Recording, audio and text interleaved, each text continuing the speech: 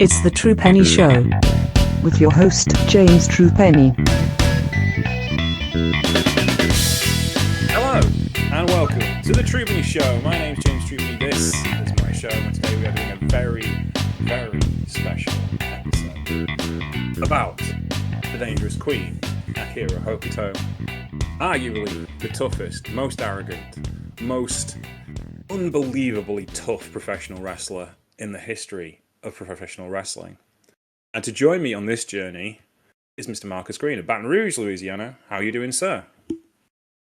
Doing good. Glad to be back. I know you and the lovely Chelsea have been on your G1 journey, which is always an interesting one this time of year. But we're back to talk about another legendary uh GOAT in professional wrestling. Another wonderful woman who after watching this wonderful playlist that you put together, I could call Miss how you would say Miss Proper Skirfing, if you will.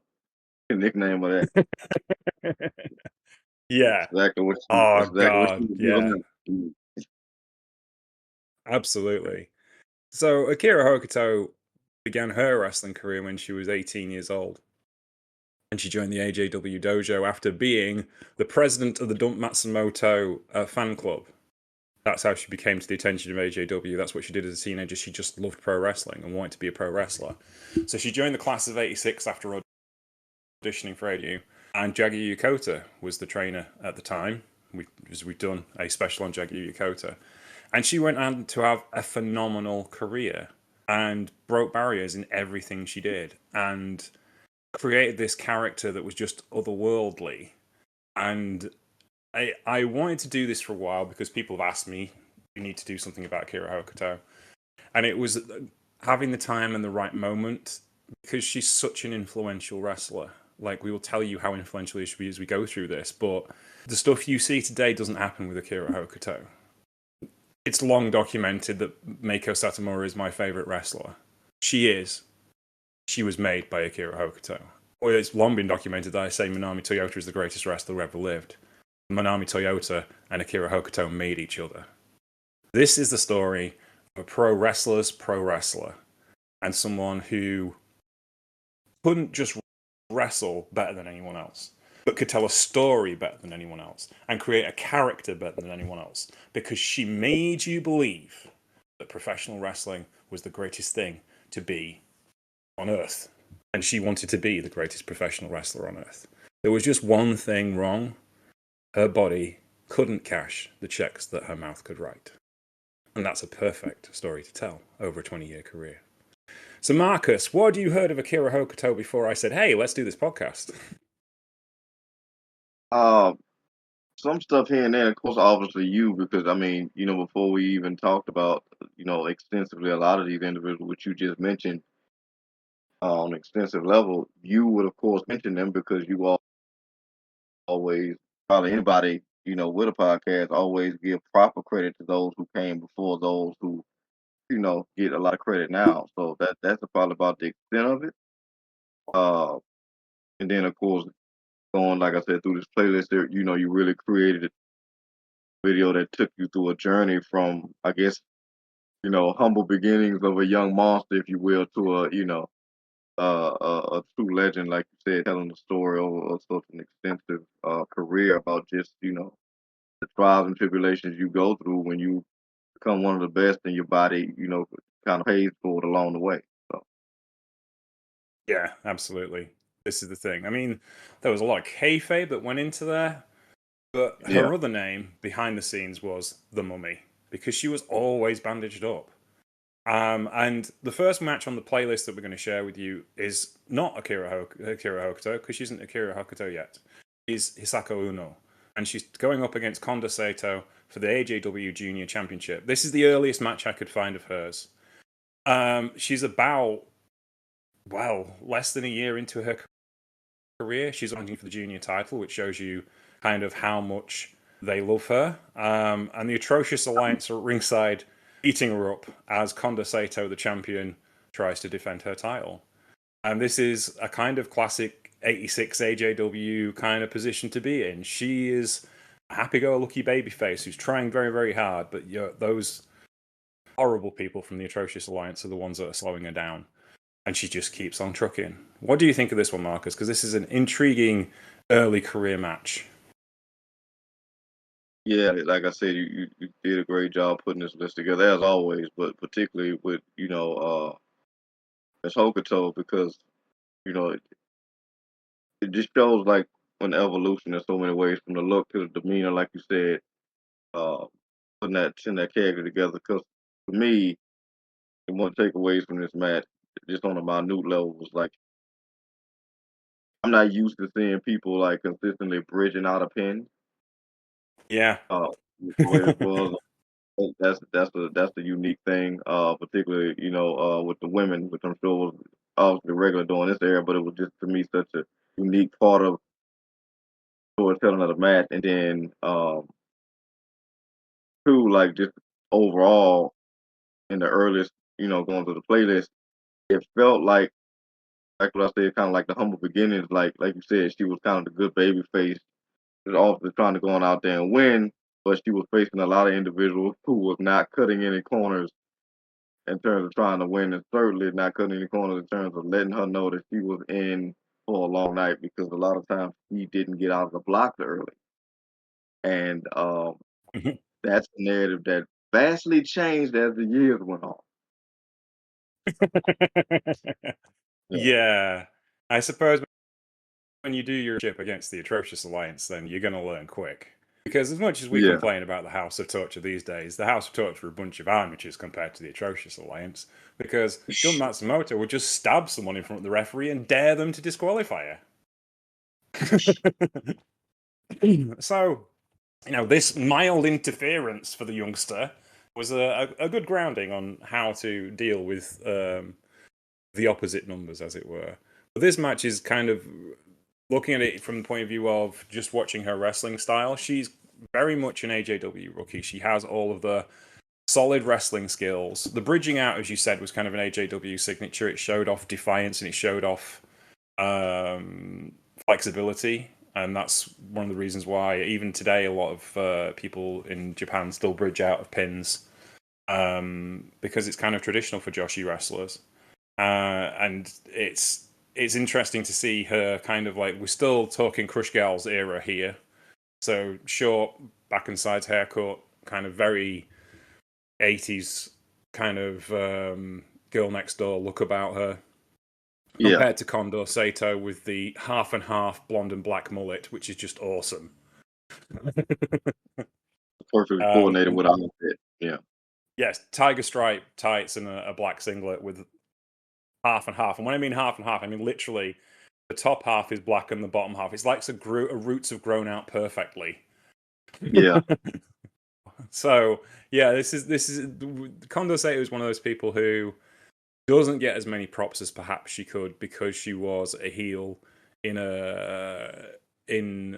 this particular time period because she was part of the Atrocious Alliance. Well, there was like 4 or 5 world-class wrestlers in the Atrocious Alliance, and she's one of them, but she doesn't quite get the same props until later when she's older and she's Bull Nakano's tag team partner in Gokakudome, which is the follow-up babyface version of the Atrocious Alliance.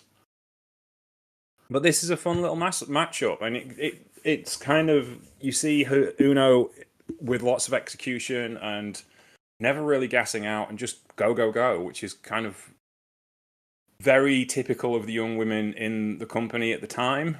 But it's much more like an amateur wrestling match than it is a pro wrestling match. Yeah. Yeah, and also set another tone in terms of like just how she was in her early years. Like I said, it didn't feel like she got out the blocks early a lot of times, to a severe degree in certain scenarios, but she always was able to, at certain points, match her opponent and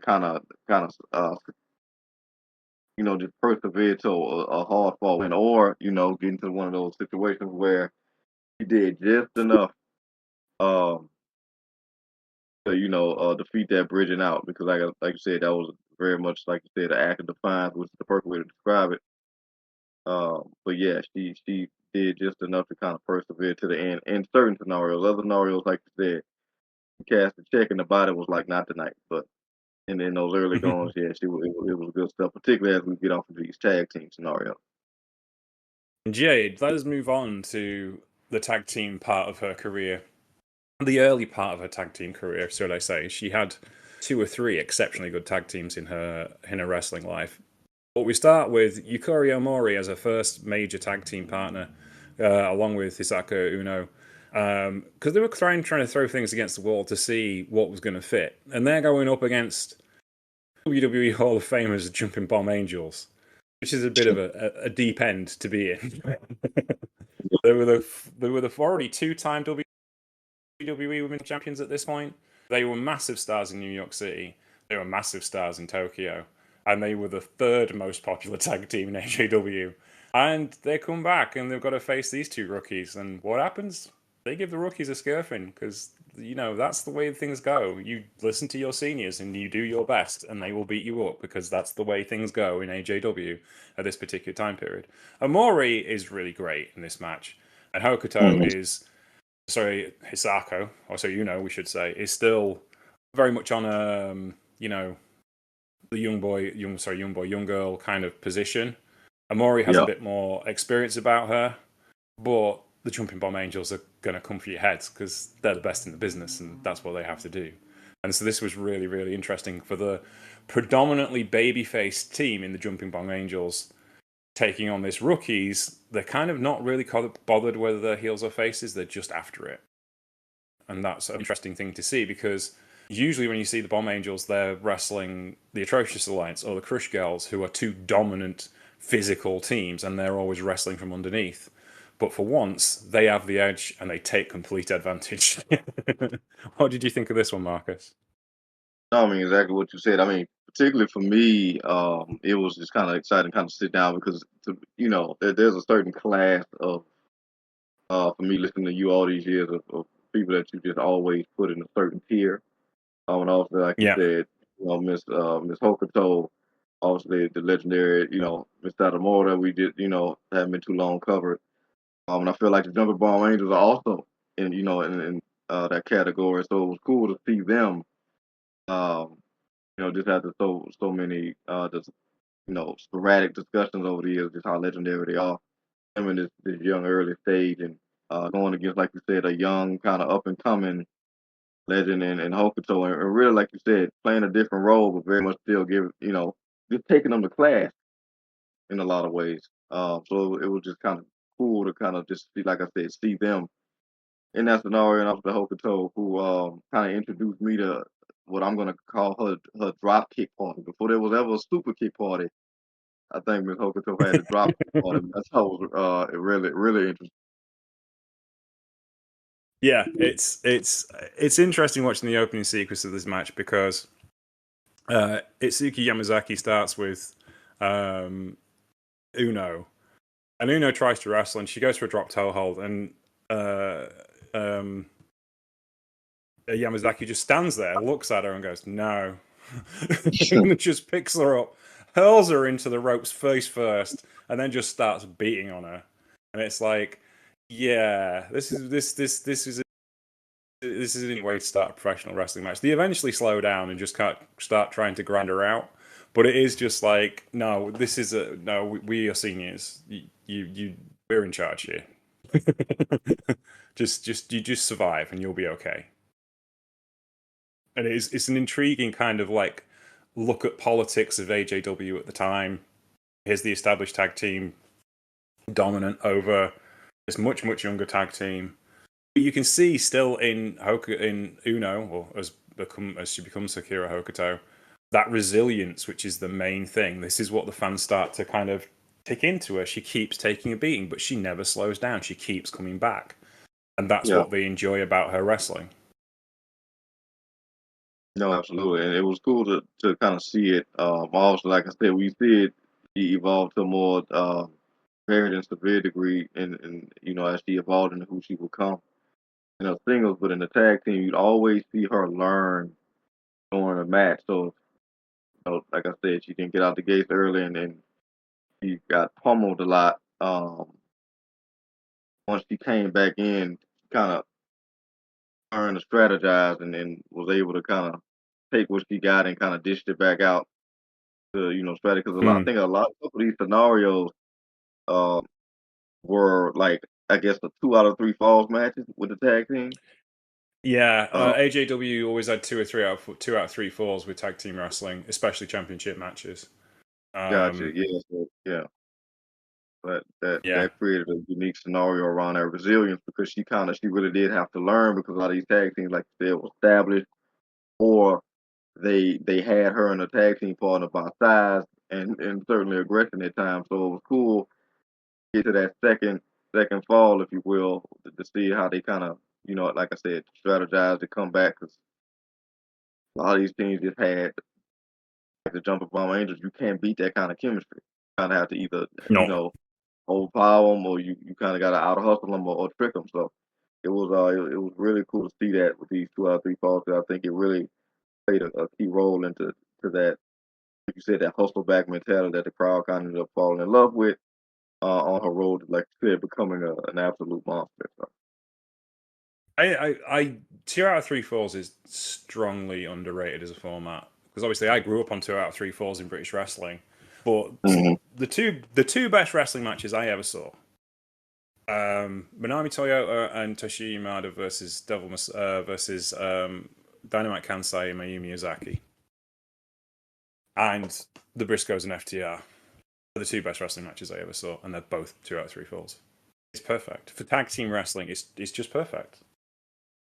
Because of the dynamics of the way teams work and the dynamics of what you can do with that format, it's every time. It's perfect and should never be tampered with. It should always be that. But you know, modern booking doesn't work like that because it's not good for TV.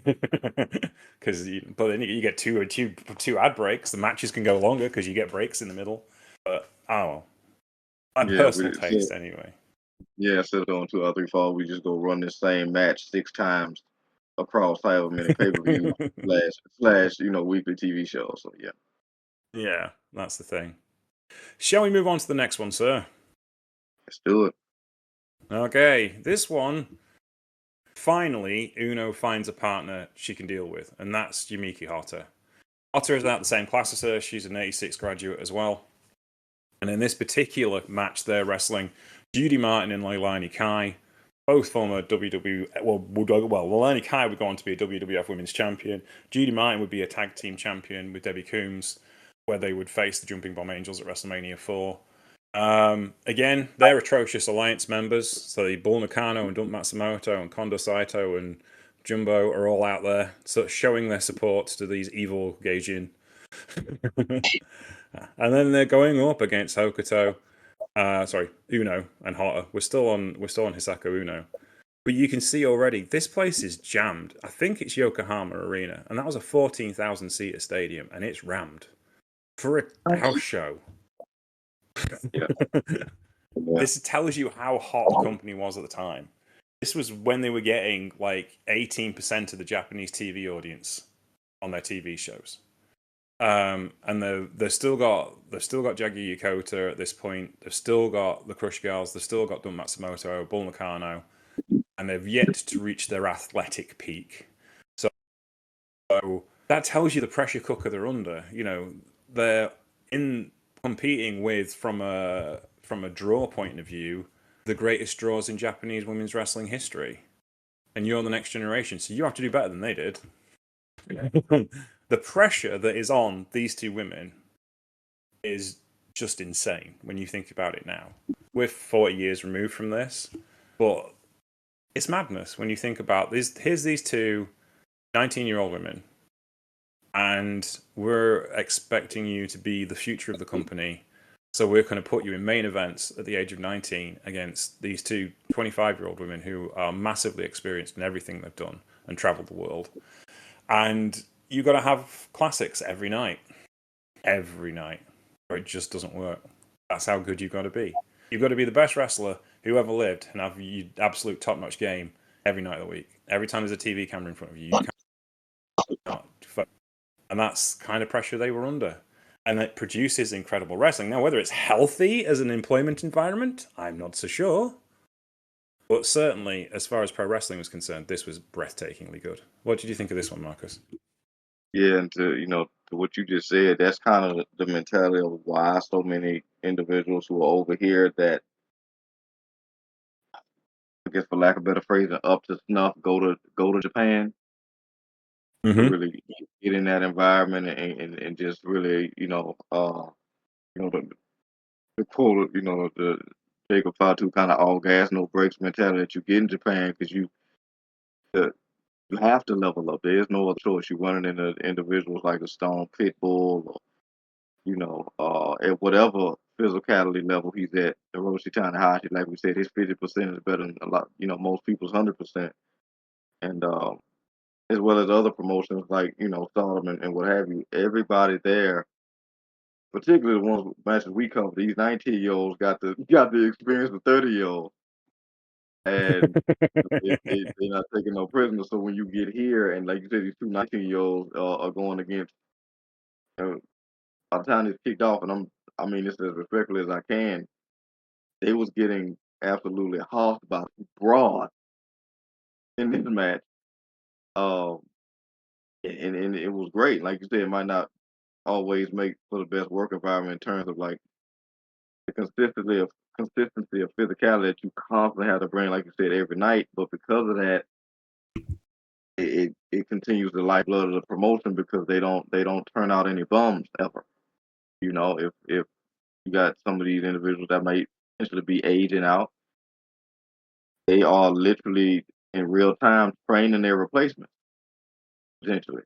So it's it's just kind of how the environment was, and it ended up turning out many legends, particularly the one we're talking about specifically. But this match was pretty good, and yeah, I mean, it got to issue in the match. I think later on because it looked like somebody got injured. Yeah. Uh, uh, yeah, even that, like you said, it's kind of they don't even really stop because like one of them just I think it was Miss Judy. This was like I'm gonna just beat the two of you by myself. So if that was over here, that match is done. We moving on to the next segment. And probably a comedy segment, but no, this is 2 out of 3 falls, and we gonna if somebody can go, we're gonna keep going.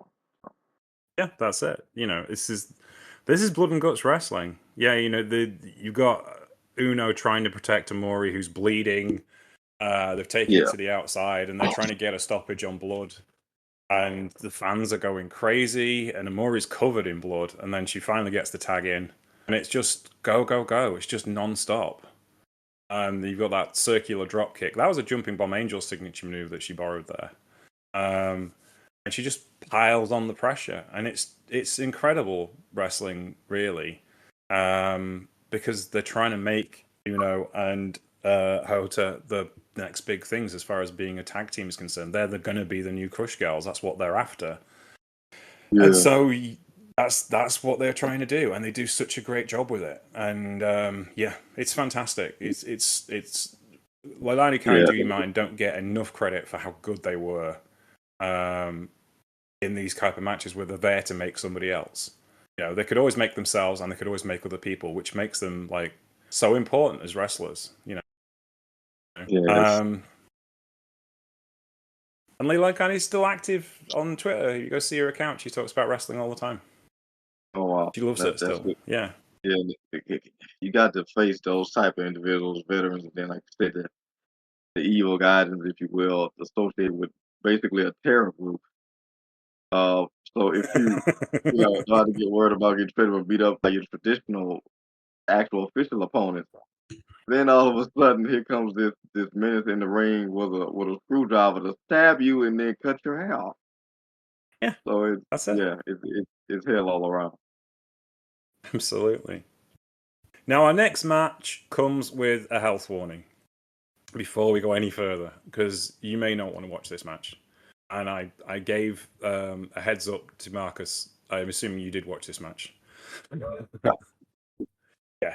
So Yumiko Hara and Hisaka Uno, I get over as a tag team. They actually become WWA Tag Team Champions. And this is their last match. I will spoil it for you now. They lose the titles in this match. They didn't mean to lose the titles in this match. Kazu Negahori and Yumi Ogata were their opponents. This was their first defense. It's a fairly standard tag team match for the era. It's a bit intense, as you would expect, because it's AJW in 1987. Things are about to get cooking. And Nagara and Nagara are pretty intense wrestlers. They're a lot smaller than Uno and Hotta. And at the end of the first fall, Nagara and Nagara take up Hisako Uno, Akira Hokuto, for a pile driver off the second rope. It does not go well. Akira Hokuto breaks her neck. Now, under most circumstances in professional wrestling, a broken neck is, we stop at that point. Well, we get an ambulance, it's all good, we'll figure it out, you get healthy. No, when it comes to Hisako Uno. She gets up, puts her head back in the right place, and holds it there, and wrestles the rest of the match. The match is the best of 3 falls match. This was at minute 10. So she wrestled 20 minutes full tilt with 2 of the most intense pro wrestlers on earth with a broken neck. That's why she was called the Dangerous Queen. So, what did you think of this one, Marcus? Because there's not an awful lot else to say, because she wrestled for 20 minutes with a broken neck. You know what's funny? Not funny, but amazing is a better way to say it. You don't give me that heads up. I don't know if I'm paying attention to catch it like that because of the way that she did it. Yeah. It's insane. If you, like I said, if I don't get the heads up, I was just kind of beside off like you said, the breaking of the neck. I'm sitting up here like I don't think I've ever seen. And obviously, this will be something that primarily happens in Japan. Like it was like a handoff turnbuckle pile driver. Yeah. And yeah, I don't think I had seen that, but it absolutely makes sense what happened, and sadly enough. But yeah, that level of, I mean, to say it's tough is like putting it mildly to do what you just said she did. And God bless her and good on her, because that's an absolute nightmare. We've seen so many different things happen in the ring, from close calls to absolute horror events. But yeah, that's crazy, and it's even crazier because you know, like I said, it came off in displays a lot of times. Like before, she was the one given, as you so classically say, a proper skirt.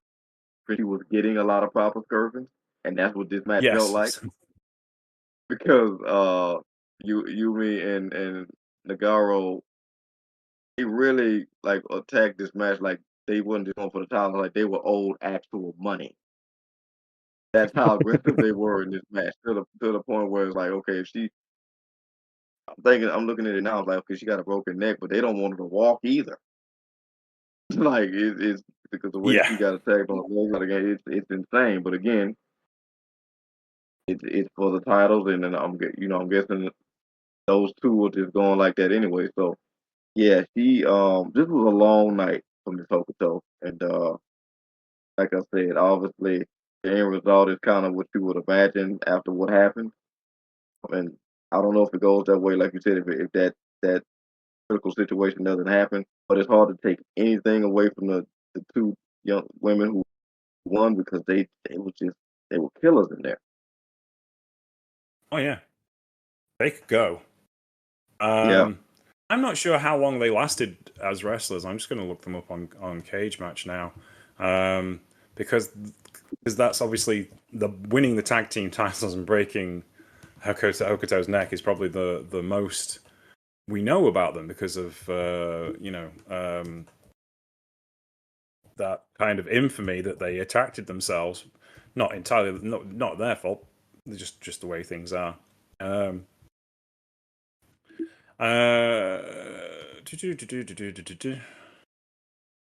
Wrestled in Canada a lot. She went to. She debuted in 1983, so she was a 7-year pro at this point, and she retired in 1990. So she only had a couple of years left. That was Agaro. So they kind of on the up. They were kind of at the top of their game at the time, but they're not like as well known as their compatriots, because you think about the people that were around when they were wrestling, when they started wrestling. That's the same year Bull Nakano started. Bull Nakano was in the main event at that particular point, in '83.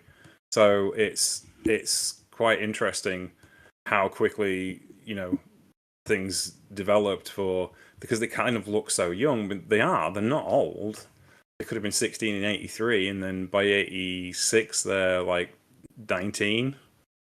But they still look at the pace that they wrestle with. I can't find a Nagara I've not got a retirement date for. I would assume she would wrestle about the same period of time.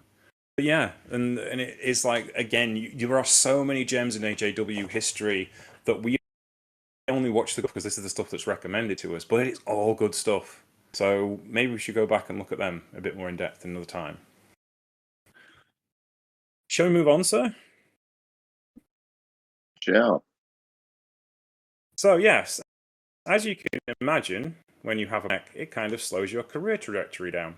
So Uno takes a year off and starts to reassess what she's going to be as a pro wrestler. And when she comes back, she's no longer Hisako Uno. She is now Akira Hokuto. She has changed her name in reference to Akira Maeda, the UWF wrestler.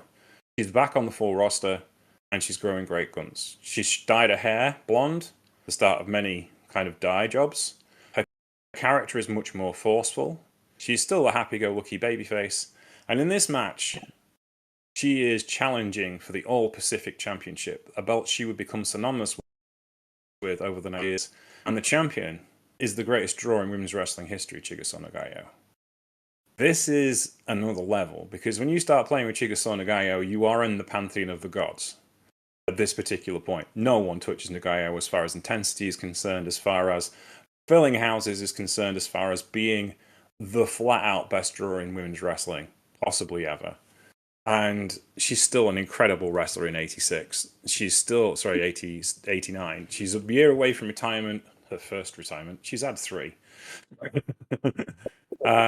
And you just look at the opening of this match, the streamers that fly in for her just swamp the ring. That's how popular she is. We're at Korakuen Hall in '89, and not long after it had been, set out for wrestling. And this is just super intense, because you've got the absolute up-and-coming rising star of the promotion in Hokuto, who's been away for a year, who's changed her style, who's developed what she's trying to do into something more of a kind of slick character wrestler at this particular point. She's perfected what she's going to do in the ring to tell her story the way she wants to. So this is a real clash of styles and a real clash of personalities.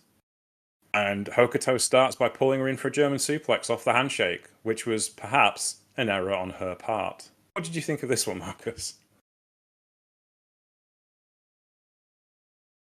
Oh, it was Hokuto in the red, correct? Yes. Yeah, that is good.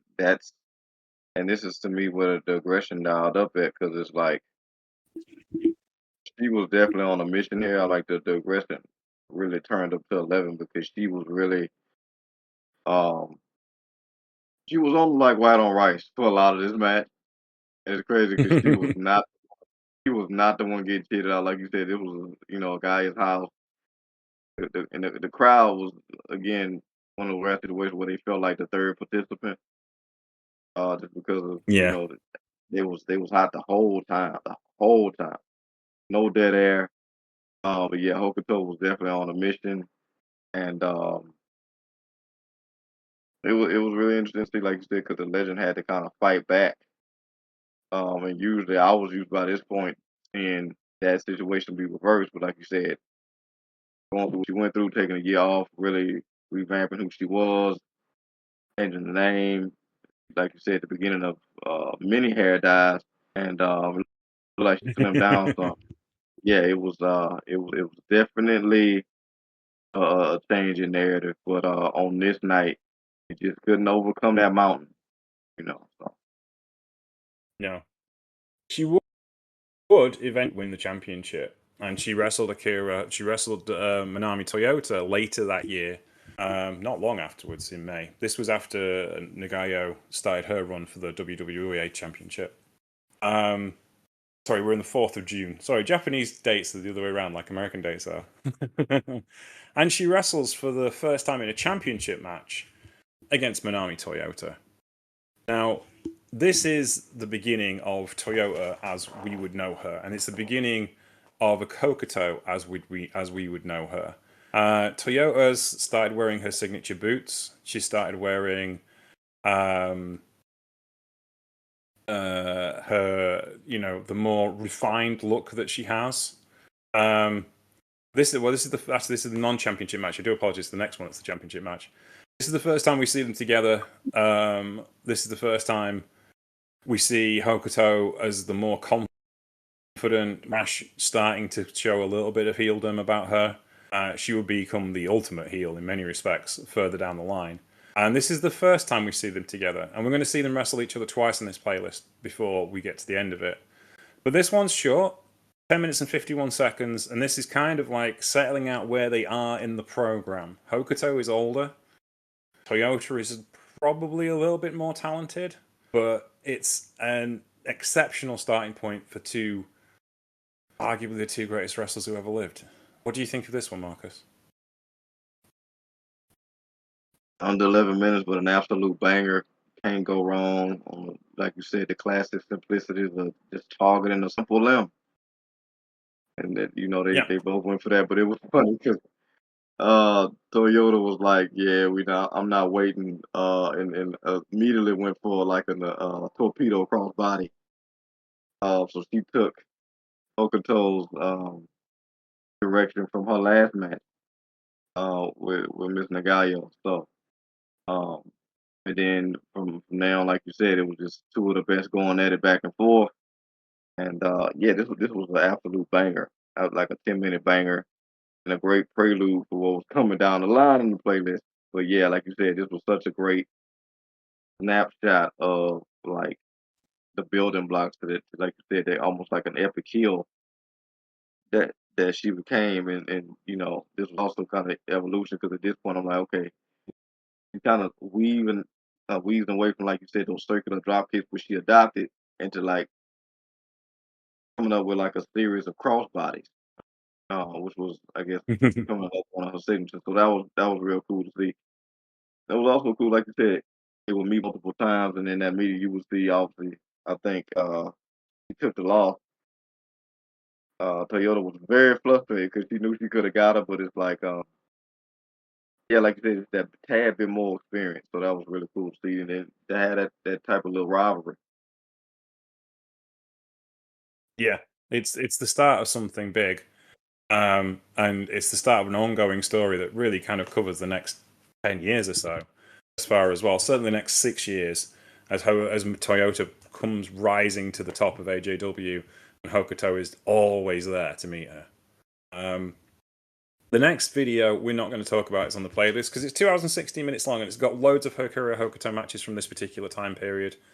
AJW did a load of videos and Laserdisc releases around this time, around Akira Hokuto, because she was that popular. So, her next match is Akira Hokuto against Yumiki Hotta, her former tag team partner. By this point, Hotta has also developed.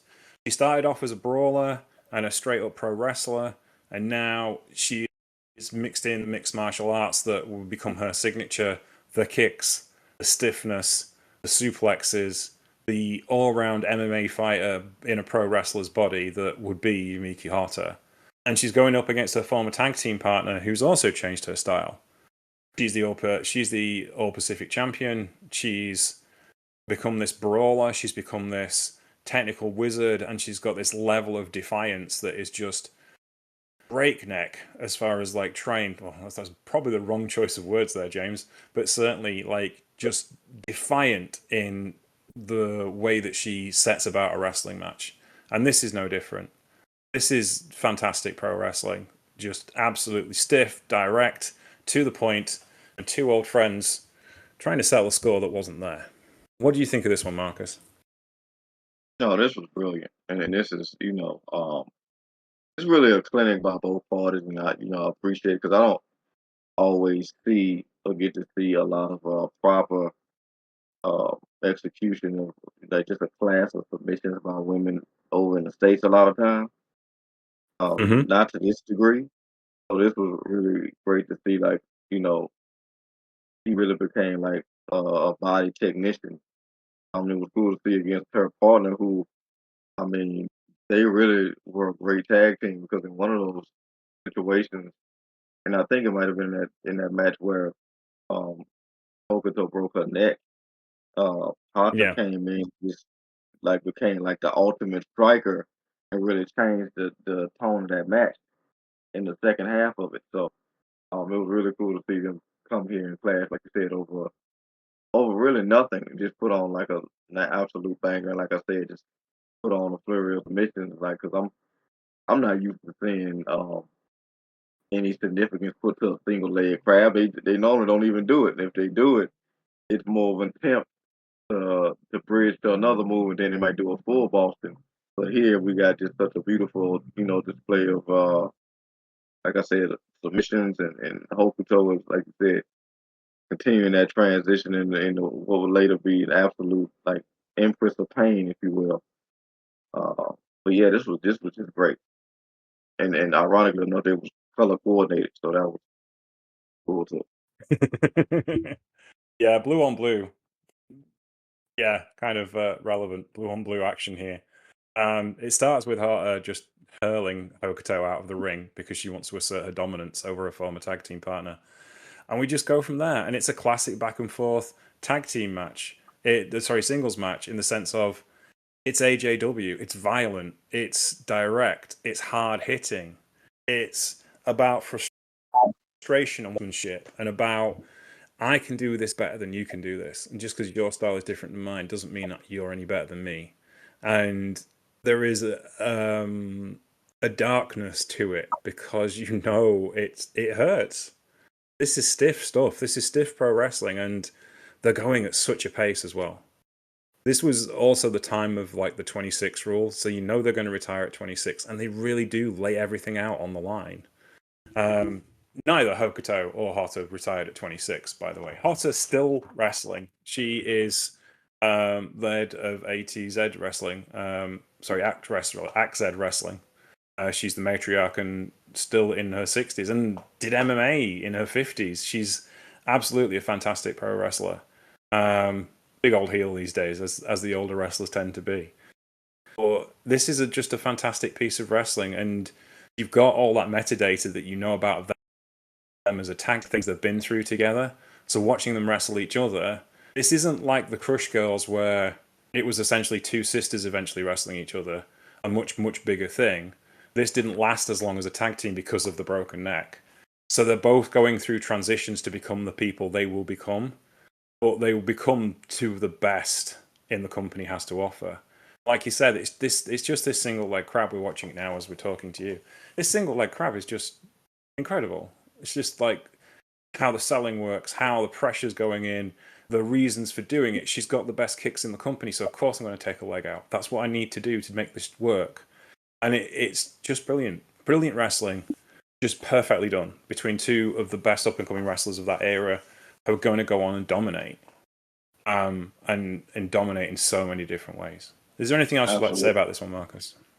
no, absolutely. It was just it's one of those matches. I'm pretty sure James may, if he does put the playlist out, this certainly one of those main matches you need to watch.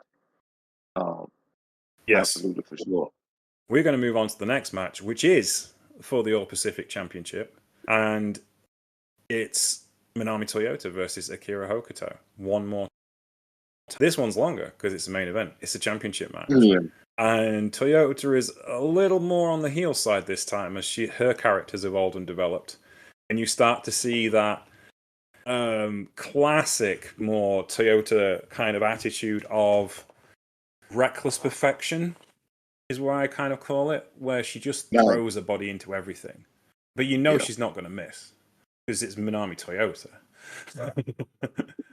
Akira Hokuto, grown her hair out a little bit, in the midst of some other big things, is changing her style around to see what fits. I started to wear kind of more like a samurai gi, a more kind of traditional ring wear over her tights. She started to tape her fists up.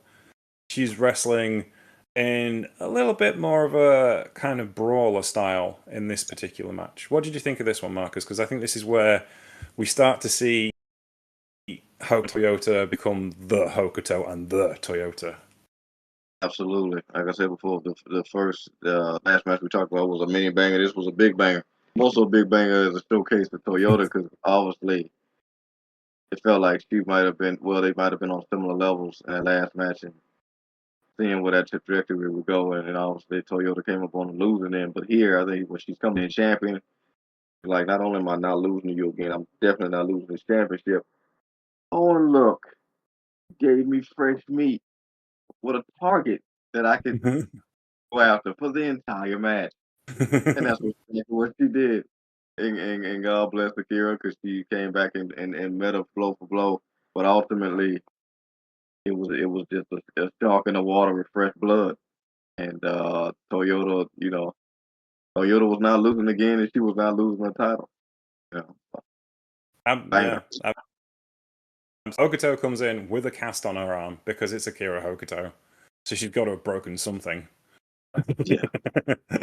And that becomes the main linchpin of her story. We missed out one major match, I know, because there was so many Hokuto Toyota matches, but probably the one because we talked about it before, and it was the keystone of my first big writings about Joshi, was the Wrestling Grand Prix of 1990. Hokuto was booked to win that tournament, but she wrestles Toyota in the first round, throws her outside about 1 minute into the match, and does a crossbody off the top rope to the floor.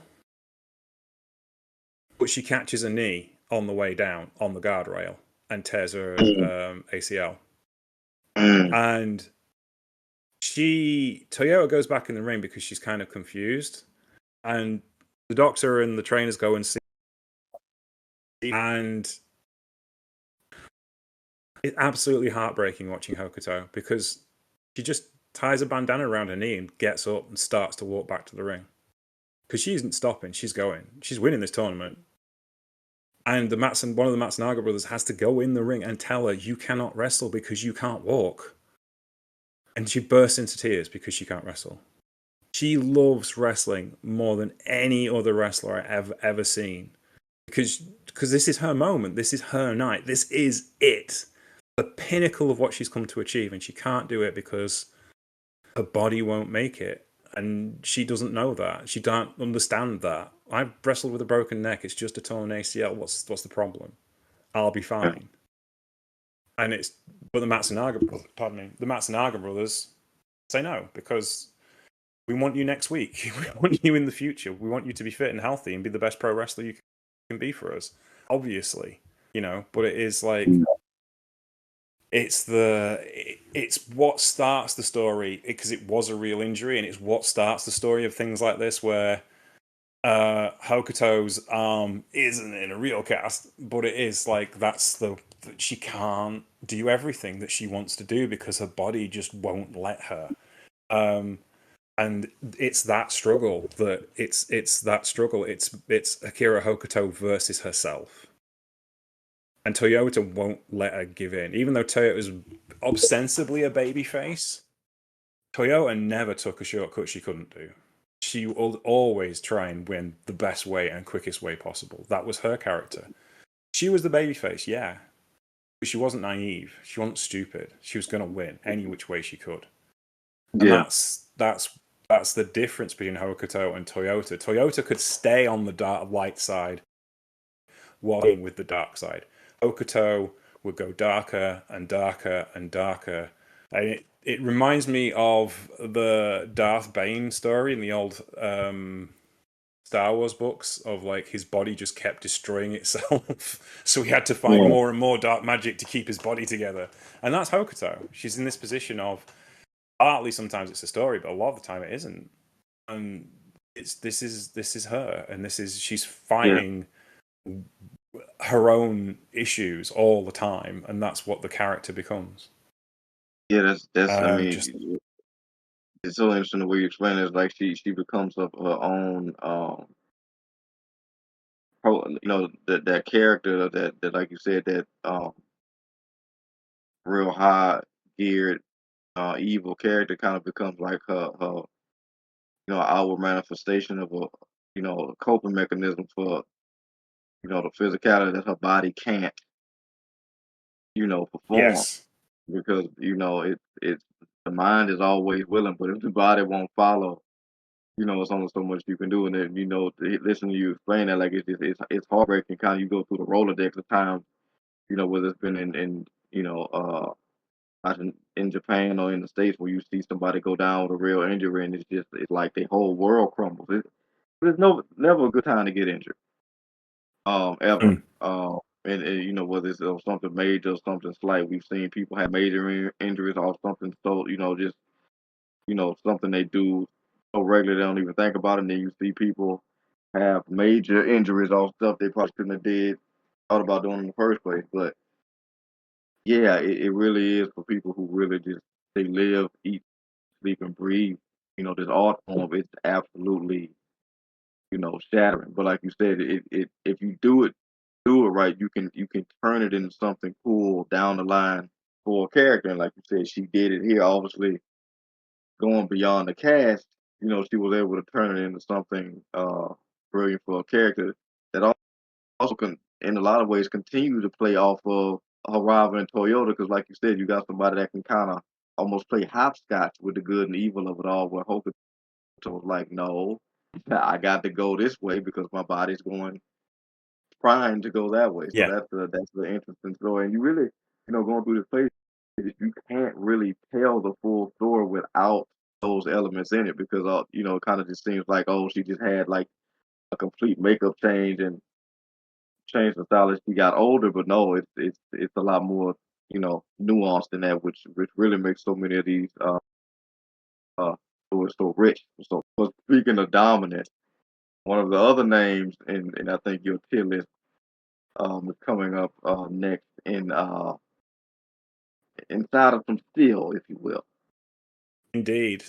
Yes, so as we move into 1992, Hokuto decides on to bite on a bit more than perhaps one can chew when she tries to have a crack at the WWE Women's Champion, Bull Nakano. And Bull says, all right, in a steel cage. Because why not? Let's make this work properly. Hokuto and Nakano in a steel cage is a license for violence. It just absolutely is. And Nakano at this point is a dominating presence. She has beaten she beat Lioness Asuka to become champion. She's just there in a Megadeth t-shirt and her hair spiked up to the ceiling and just looks like this awesome figure. And you got Hokuto, who's now come into full samurai garb. She's wearing a kabuki mask, the full wig, full makeup. She has entered into her final phase, if you see what I mean. This is the Hokuto that we know. The Hokuto Absolutely. that is going to dominate pro wrestling.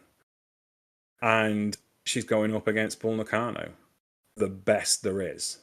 The biggest, the baddest, the most insane, the most over, the wrestler. And we're going to see how it goes in a steel cage. And they go hell for leather. Just an iconic professional wrestling match. It's on one of those rites of passage you must watch lists for everybody. This is what women's wrestling can be at its best. And it's just absolutely breathtakingly phenomenal the way it all just slots together. And this is fantastic. It's just great. I can just wax lyrical about how fantastic this match is, but let Marcus speak about it so he can tell you how great it is as well. I mean, it's absolutely brilliant. I would come to know a different version of this when I started watching TNA more so in their glory days of Gail Mm, Kim and Austin Kong. But this is the proper answer to that in all the best and the worst ways possible. and the best in terms of the talent, worst in terms of the pain. 'Cause yeah, I mean, like you said, it was brilliant to see Miss Akira kind of develop into that final form, that amazing, like you said, final samurai garb. Then he's about to come out the back, and you just see that spiked hair, and just that's all the pomp and circumstance she needs. Because once she gets into that ring, it'll be a long night. And it was just brilliant because you know two badasses doing what they could again. Well, one doing what they usually do, the other one was doing what they could, and they was giving each other everything in the kitchen sink. And such a great thing for me because how often do I get to see two incredible women in a cage match? No less. Um, James is always verbally executed like a proper skirting. Like this is exactly what this is supposed to be. Obviously, before we get to this match, I'm already seeing people just run up in the match and stab people with screwdrivers and whatnot. Um, but this was like, you know, storytelling proper pain. You know, Yeah, this is it. It's just like, obviously, Hokuto tries to take advantage at the beginning, and Bull just destroys her. Press slams her into the cage, rubs her face in the cage, rams her head in the cage. This is make you regret you became a pro wrestler day for Akira Hokuto. This is the senior's senior. This is all of the final bosses, Bull Nakano. And, and she's just such a physical presence, like I said before. Bare feet, hair up to the ceiling, and a grimace. And she's the baby face. She's that popular. They just had to make her the baby face. And she was the top drawer in AJW for 2 years as champion. And then Hokuto is just absolutely trying everything to get back and just unleashes stuff and doesn't really care whether it lands or not or whether she's hitting her too hard or not. She just goes for it. Because this is the point where Hokuto starts to go, this is what pro wrestling is going to be for me now, from now on. The signature moves start coming. That stump puller pile driver. She's bleeding. It's the last man standing Akira Hokuto that really she builds her legend around starts to come a match. You start to see it.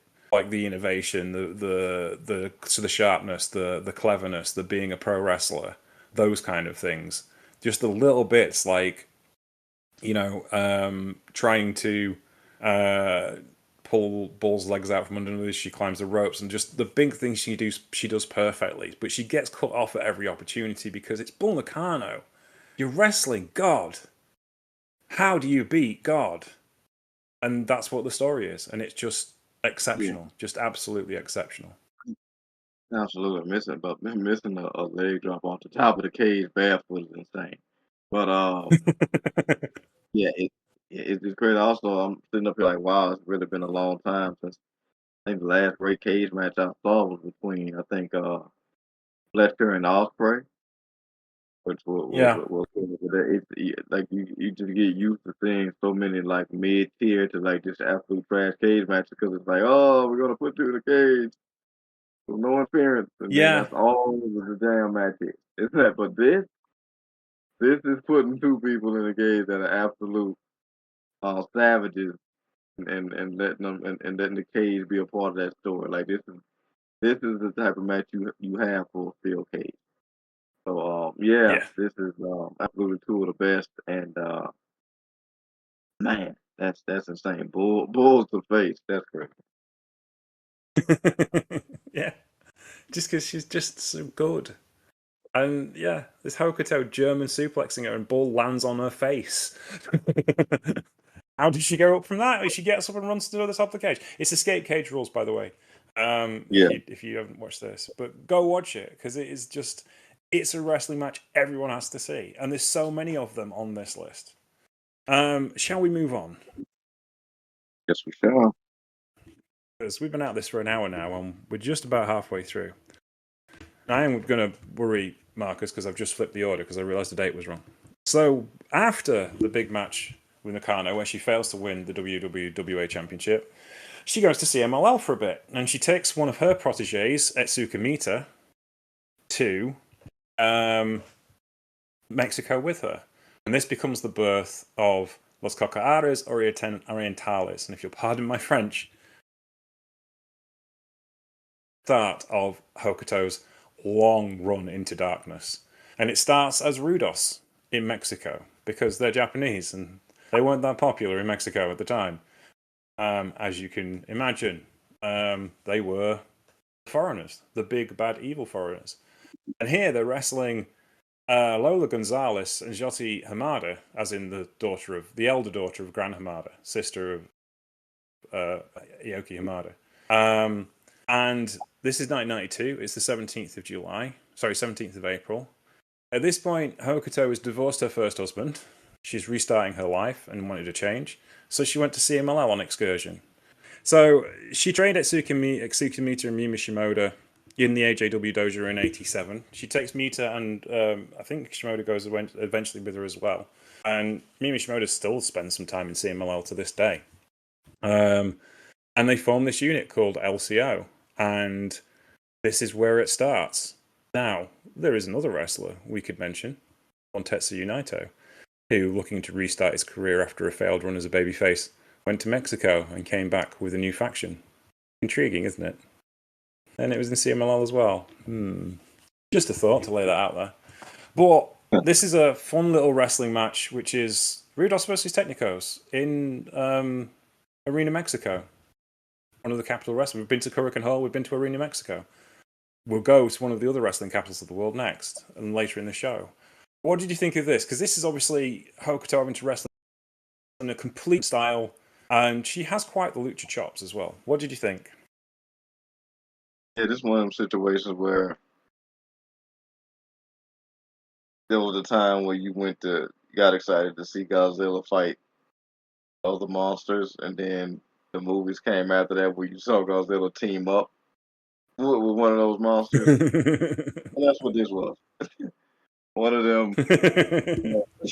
We're not gonna say it, but you can thank us for the house, and you're gonna feel it. But we're obviously not getting paid by the minute. That's what that was. And taking nothing away from Miss Toyota or Miss Kuda, no. But yeah, that's. I mean, school was in session, and Bull got Bull and I mean they went absolutely off on these two, and yeah, is this the shortest match on this playlist? Yes, it's actually the shortest match Yeah. It's the shortest best of 3 falls match on this playlist. Yes, and if you watch that K match before this, you get it. You understand why. Oh yeah. Yeah, I mean, this is the thing. We're in CMLL. It's a complete change of style and pace, and Lola Gonzalez and Jyoti Hamada are a fantastic tag team.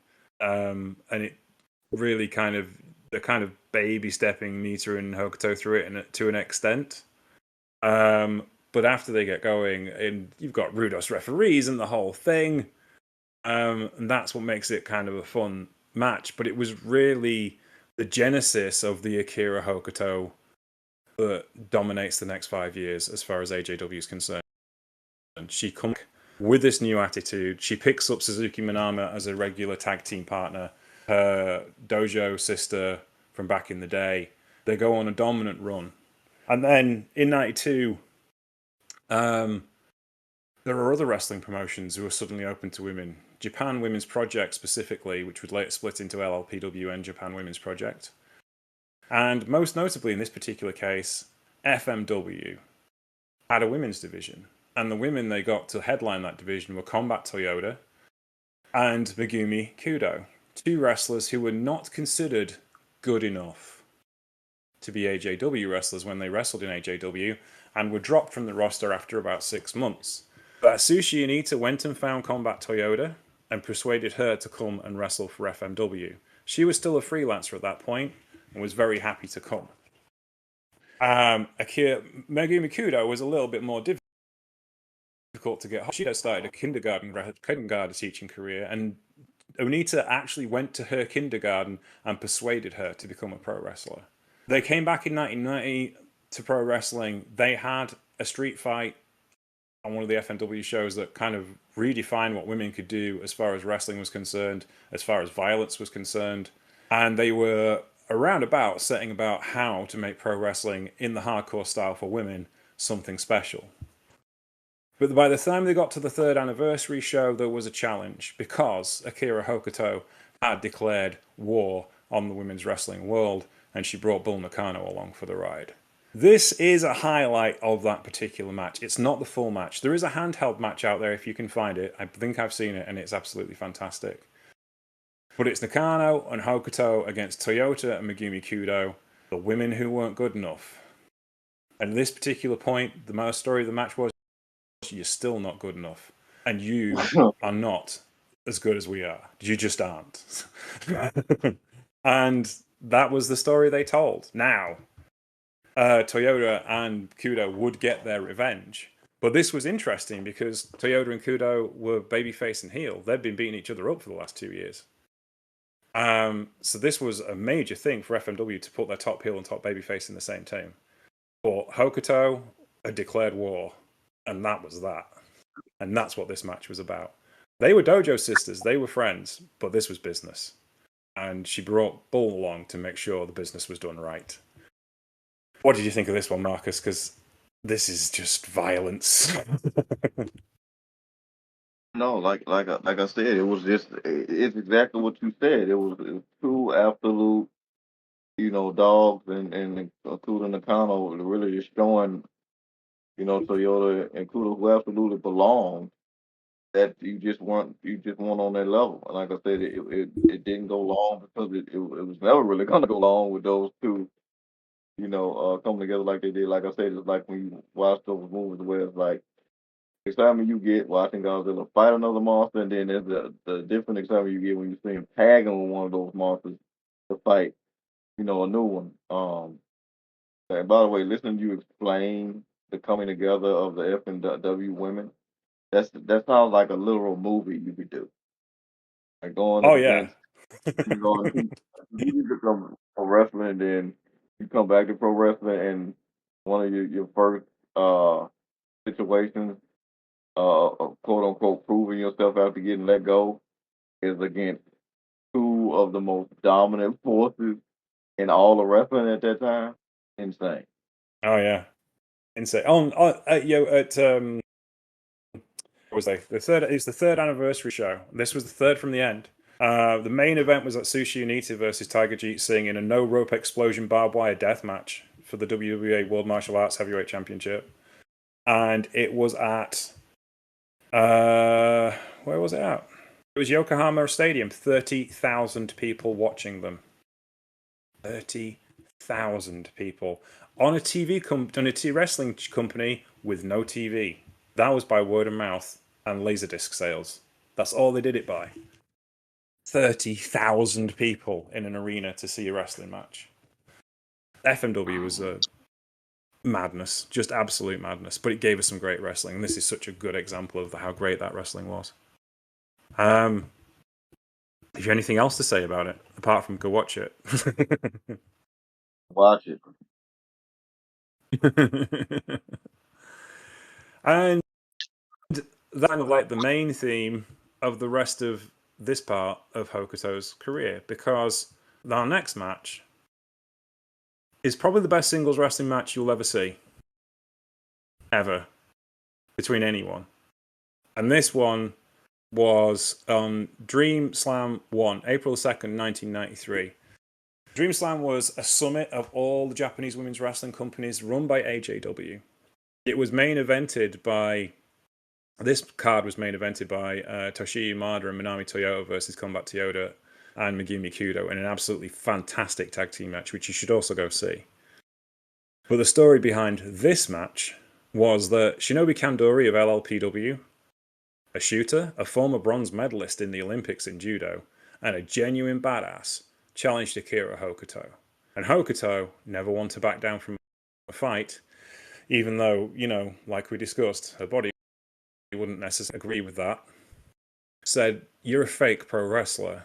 You ain't good enough," which is fighting talk, as you can imagine, in this particular world.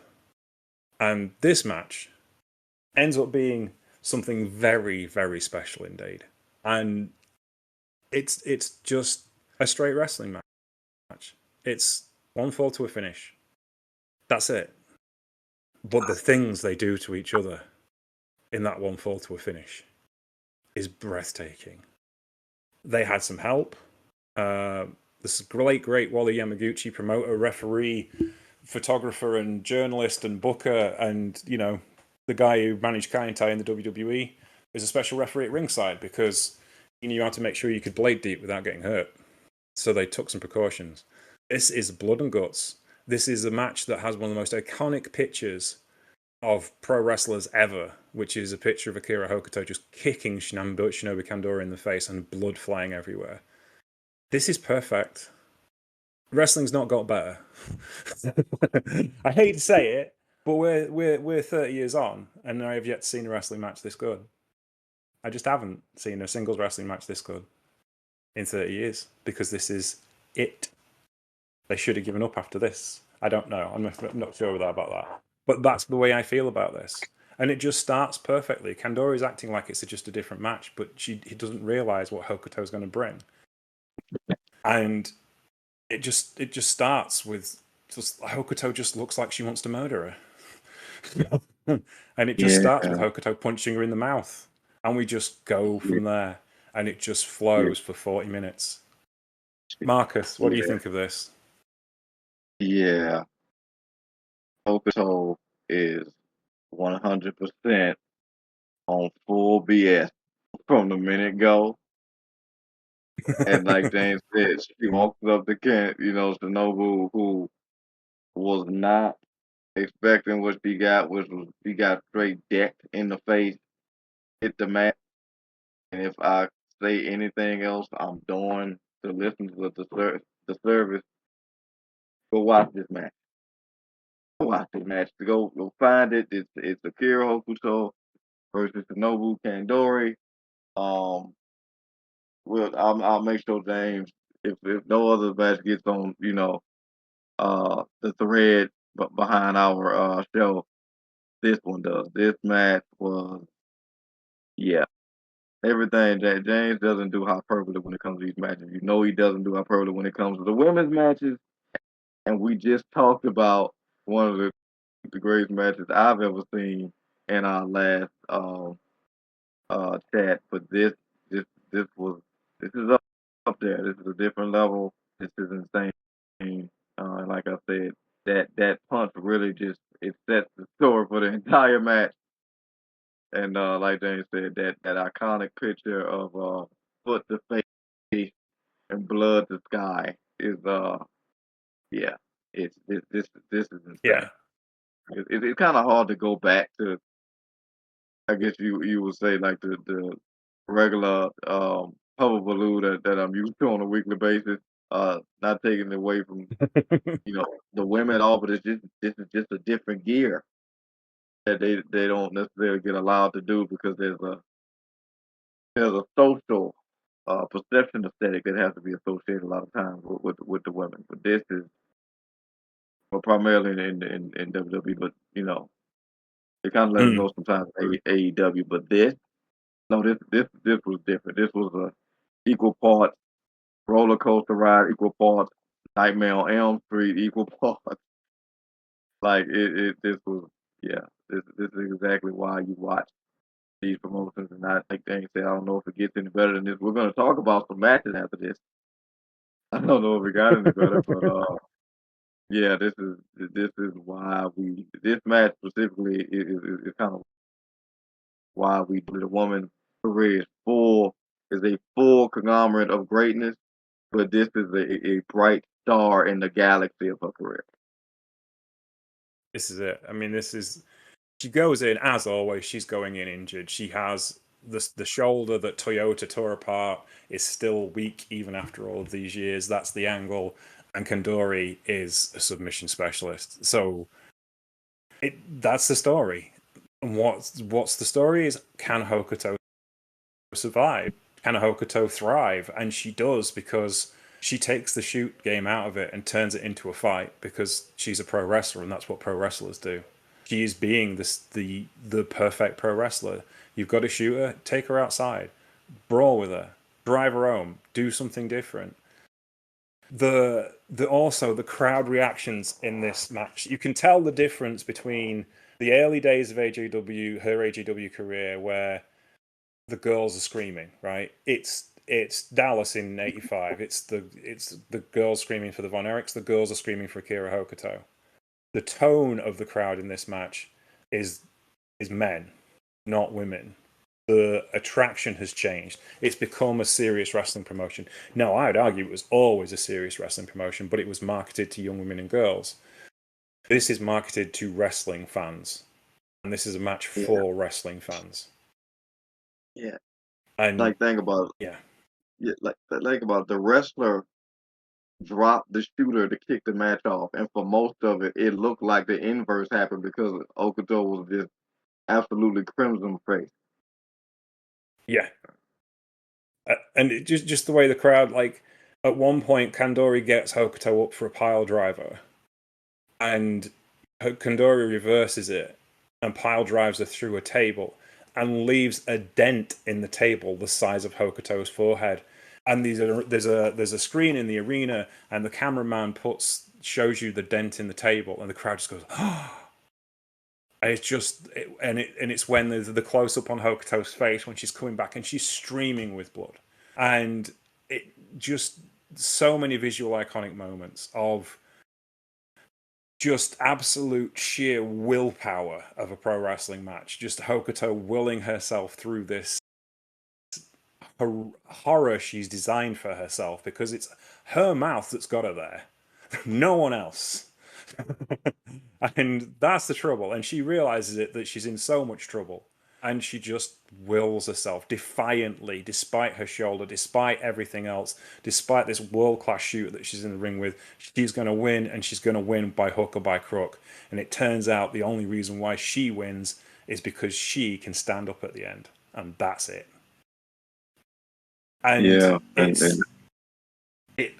it's just breathtakingly good. Just sheer breathtakingly good. I can't say enough about this wrestling match, just because the first time I watched it, it just moved me so much. This is what great art is, and this is because you believe in Hokuto, and it's where she starts to turn into the heel, because the story over the next year or so before this and the rematch, I didn't put in this one because I couldn't find it. The story becomes her versus LLPW and her versus the wrestling world. Can she defeat the wrestling world? Of course she can't. Someone's going to come and get her in the end. And it turns out it's Kandori. But in the meantime, we're just going through this showcase of how pro wrestling should work, how you make a babyface, how you make a heel, how you do a double turn, how you make this match, which is essentially about brawling and submissions, you make it last 40 minutes and keep it interesting for everybody. And not just interesting, keep everybody on the edge of their seat. The layout, the way the match puns, it's perfect. This is what wrestling is to me.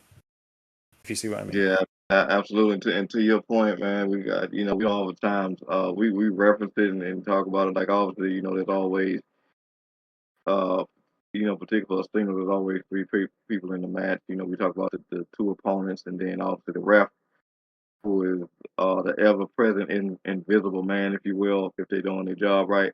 And then for a situation like this, you got those photographers at ringside and the cameraman. Because you get a crap cameraman, this is a different match. You need Oh yeah, all the, yeah. you need all those moments that you mentioned that play a part in that match, like that table spot. It's a key component.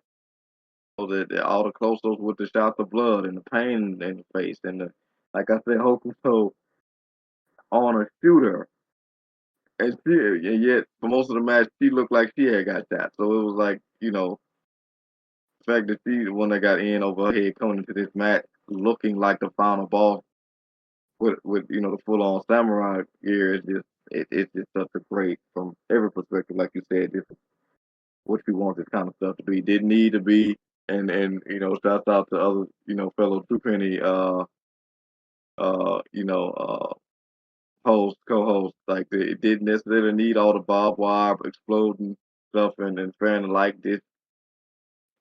This was just as brutal, just as painful to watch. This was another one of those matches where by the time we got through with it, I was blessed to watch it, but I was glad it was over because I wanted these women to go home.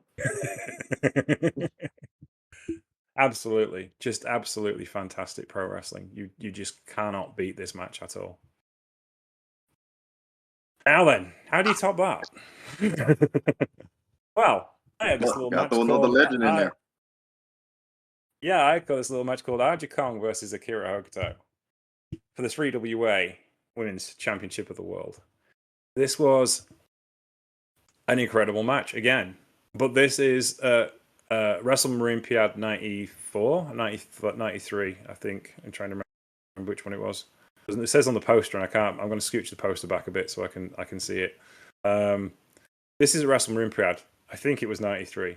It was still in the same period. Yeah, it's 93. This is in the same period as all of the cross promotional stuff that's going on at the time. But there's still business to attend to, and that's the 3WA Championship. And this looks like a standard defense for Aja Kong, except she's going up against the number one contender and All Pacific champion Akira Hokuto. And that is never anything normal, as you can possibly imagine. Except for the fact, at the beginning of the match, Hokuto grabs the house microphone and says, Aja, in a very quiet voice. And I have a knee injury, and I would like this not to be a title match because I do not want to ruin the prestige of the championship with a poor match. And Aja agrees. Yes, you can have your title match at some other time, but tonight we're just going to have a straight wrestling match. And then they prepare to tear the house down in an absolute stunning pro wrestling match. Because it's Aja Kong and Akira Hokuto, and this has to be as good as it can possibly be, because they have legacies to protect and legends to build. And Bull Nakano is in tears at ringside watching this match, because Hokuto has got her knee taped up, but she's saying, I don't want the championship. Not tonight, because it's not fair on the championship, and it's not fair on you. And that's just incredible. And they just tear it up for half an hour, and it's ungodly.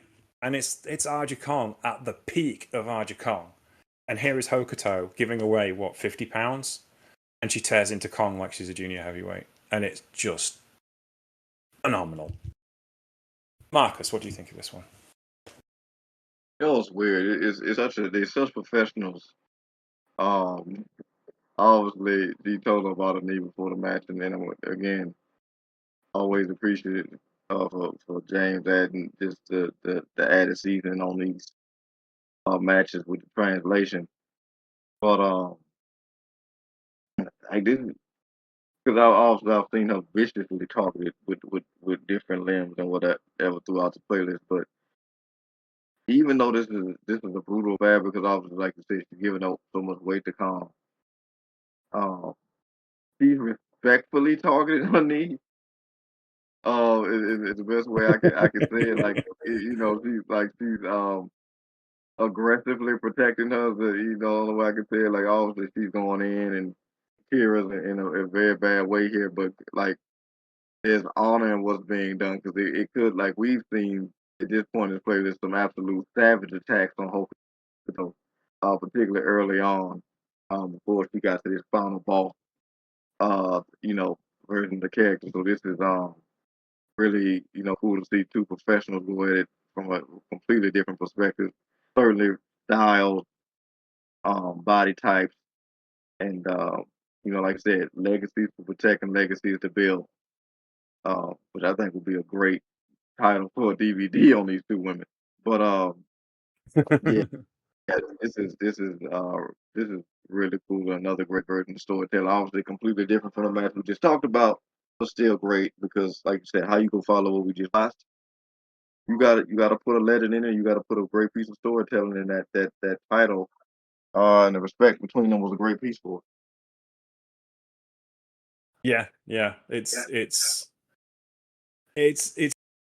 fantastic. Hokuto back as a babyface, really, because how could you have her as a heel after that match with Kandori and AJW? She conquered the dragon, and then she is still bringing back the intensity. And she's kind of a babyface in AJW, but she's a heel everywhere else because they hate her because she embodies AJW.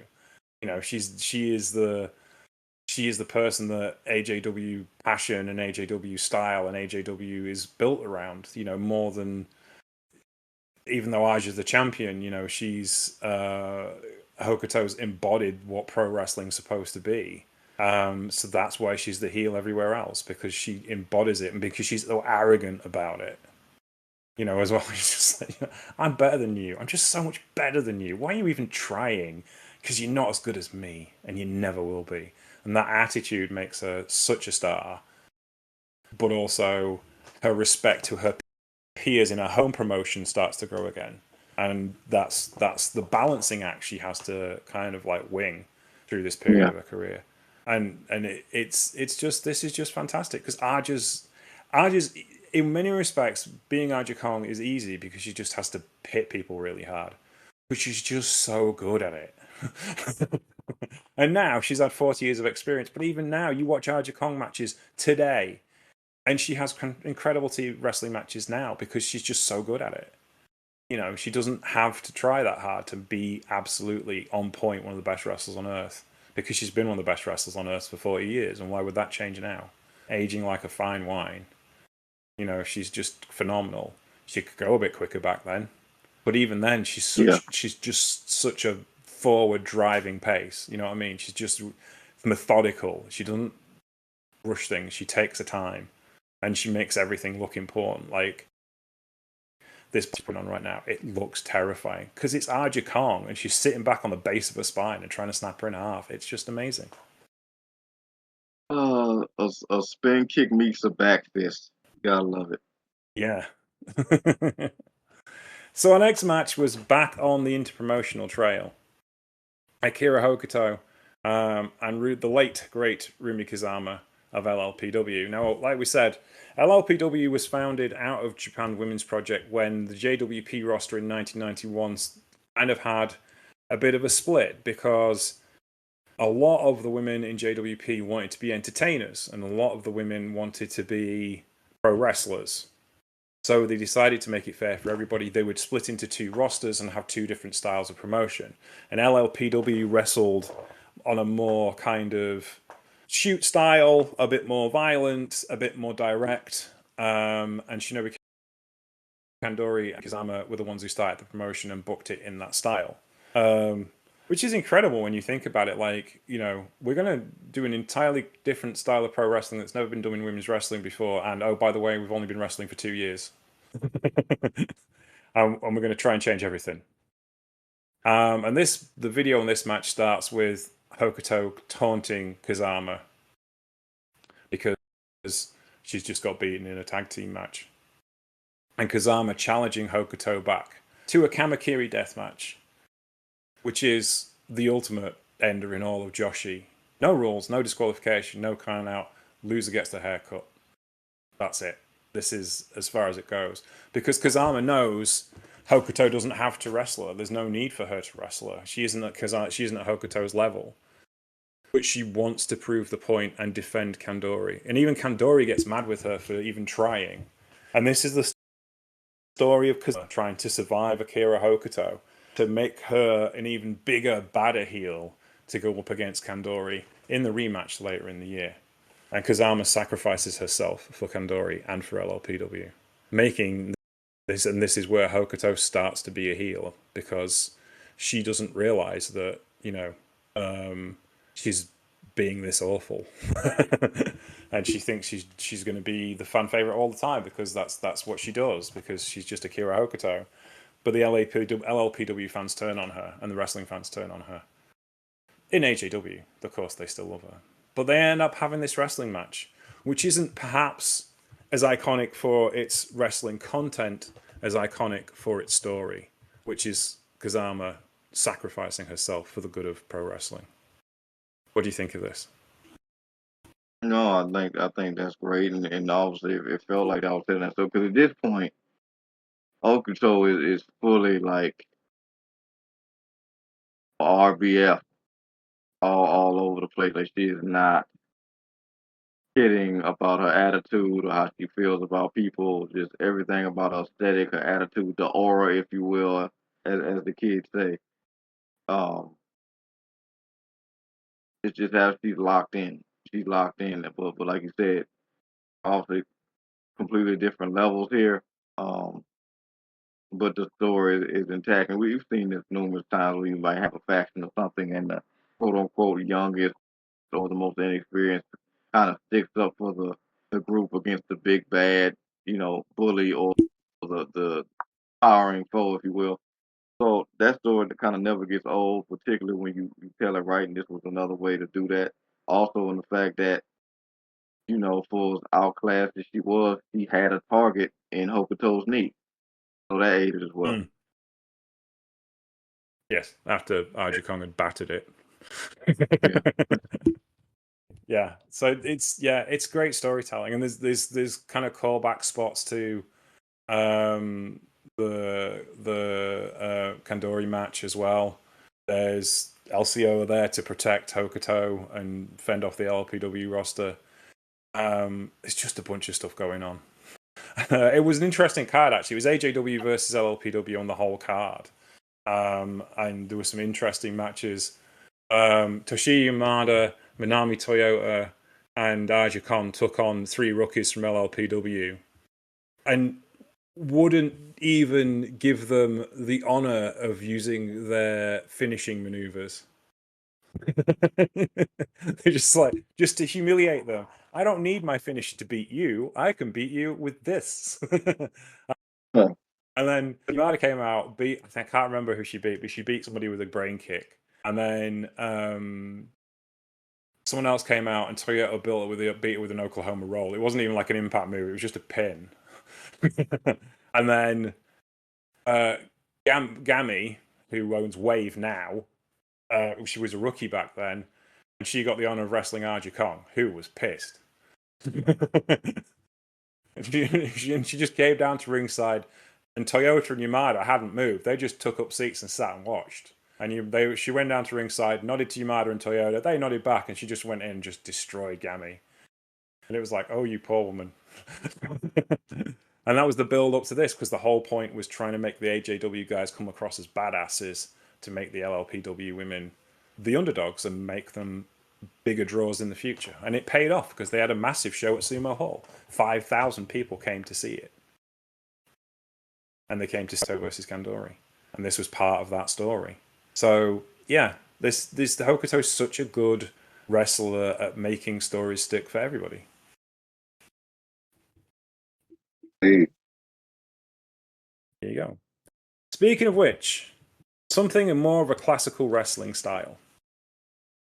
Mayumi Ozaki versus Akira Hokuto in JWP this time. She really did declare war on everybody.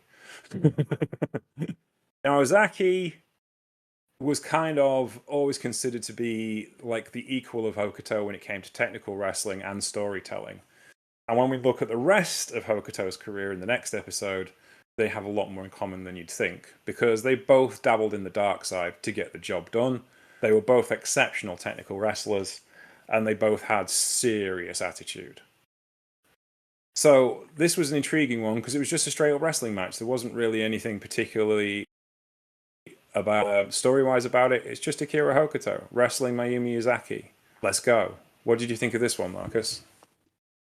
Another banger. That's all this back half really is. Also, like I said, we think we already talked about the brightest jewel in the crown, if you will. But all these matches are really good, and this is, as you've referenced many times, where Hokuto was at the most badass. But because like her declaring war on everybody, and that level of arrogance, but still having that obvious Achilles heel with the knee, it keeps everything fresh and unpredictable because she could be beat if somebody applies the right pressure, catches her in the right position. But like I said, because she declared war on everybody, her opponent range became so much more vast. Between this and obviously fighting Kazama, um, it allowed everything to remain fresh and kept that character, ever present. So, just watching now, she's pulling out this, I want to say that this octopus dress or something to that effect, something to that degree. She's absolutely killing it Yeah. on the submission side. Yeah, she becomes, just an absolute torturer, and which is great because she don't necessarily need to go back and forth and trade standing up because she can't afford for them to go back to targeting that knee, so keeping them down. A lot of biting on this playlist too. I appreciate. Isn't always necessarily used. It's used for proper effect in here, whereas it's more so an aesthetic sometimes piece in the state. But yeah, this is just good stuff. These women are uber talented, even if they're in different weight classes, if you will, in terms of ability. Um, you Yeah. know, much like Hokuto in her early stages of career, she'd always be able to, even fighting out of the blocks, always be able to kind of get down to the middle of towards the end of the match and match her opponent's energy. You're seeing that a lot here again because of the knee. It's allowing a lot of her opponents to look really good. So, Yeah, that's it. Their Achilles heel is either a shoulder or a knee. One of them's going to go, and which one do you target? And it's also it's interesting how um, influential she is with her moves. Like that little short stump pile driver she does, yeah, Okuto. Drill Maloney used that in a G1 Climax match against Zack Sabre Jr. last week. The Northern Lights Bomb, which is the best finisher in pro wrestling history, of course, is the snowplow that Al Snow popularized. He didn't invent it. Okuto invented it. He borrowed it. Masha Slamovich uses that as her finisher. Rumino uses it as his finisher. It's become the go-to monster finisher because you're literally dropping somebody on their head with a body slam, and it's like such yeah. a brilliant idea. She does it safely. Don't get me wrong. But yeah, she's so influential with the maneuvers and the stories she's telling, and like we said, essentially the LCO story is what the LIJ story would become. She just did everything before everybody else and did it exceptionally well. And Ozaki and Okuto are a perfect pairing in many respects because they're baby faces but kind of not, and they're kind of just willing to do anything to win, and that's an incredible kind of like balance as far as like watching these two develop, because Ozaki, a bit small and not as powerful but a lot faster. Hokuto, probably more technically gifted and just so tough and so arrogant, going up Ozaki by the hair to get her pinfall to make Yeah, sure she gets to beat her up longer. she got in one of the deepest sharpshooters I've ever seen, and she's biting her foot. Yeah. Because why not? Gotta get every advantage you possibly can. So this was around about 1994. So we're going to skip forward to 1995 and another excursion to CMLL. And this time another perfect pairing. Now, this isn't Akira Hokuto. This is Reina Jibuki. And this is a character that Hokuto developed to be a bit of a different run. Now, it's clearly Akira Hokuto because it's Akira Hokuto signature boots. And we joined the match in progress. And of course, Lady Apache is another person who is, not renowned for keeping to the rules all the time, even when she is a Technikos. But at this particular point, she was definitely because she was wrestling Reina Jibuki.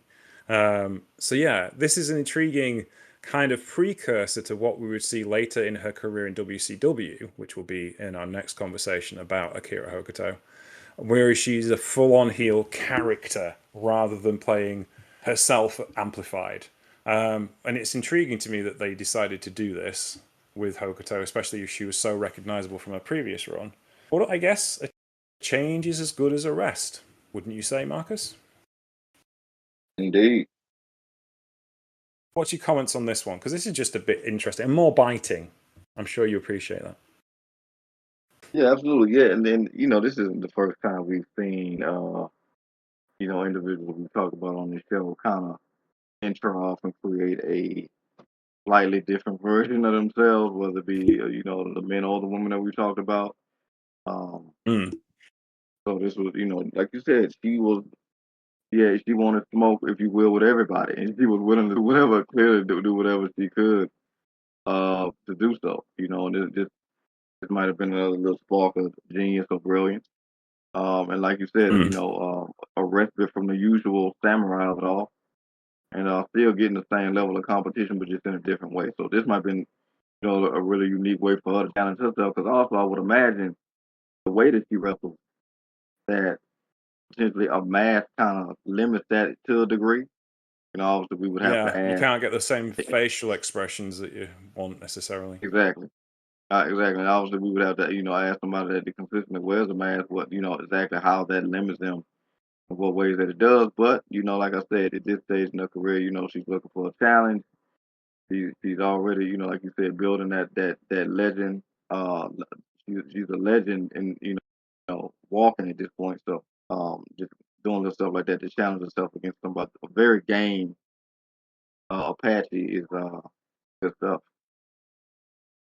Yeah, of course, Lady Apache still wrestles for AAA. Yep. I think. So yeah, she's still, this was what, 95. So we're literally talking 30 years ago. 30 years later, Apache is still a vital kind of person in AAA. But this is a fun little aside. But we have some serious business to attend to in our last two matches on this playlist because we're at the Tokyo Dome. We are at Big Egg Universe, the one show that AJW did at the Tokyo Dome. And it's the final of the V-Top tournament. The V-Top tournament invited the 8 best women wrestlers in the world into a single elimination tournament. And the two finalists were Raja Kong and Akira Hokuto. AJW spent over $1 million on the intros for this. They made it look special. There's 45,000 people in the audience, though a few had drifted away by this point because it was a very long day. This was an 11-hour show, by the way. Myself, Alex, and Chelsea looked at this earlier in earlier in the Beginner's Guide to Professional Wrestling in Japan series. It was one of the first shows we did. Because this is a show you have to go watch. You just have to go watch this show because it's the biggest women's wrestling show of all time ever, and no one will ever top it. Stardom are getting there, but I don't think Stardom could fill the Tokyo Dome by themselves. And it's Aja Kong and a fit Akira Hokuto. This time, no knee issues, no shoulder issues. She can go for it, and she just goes for it.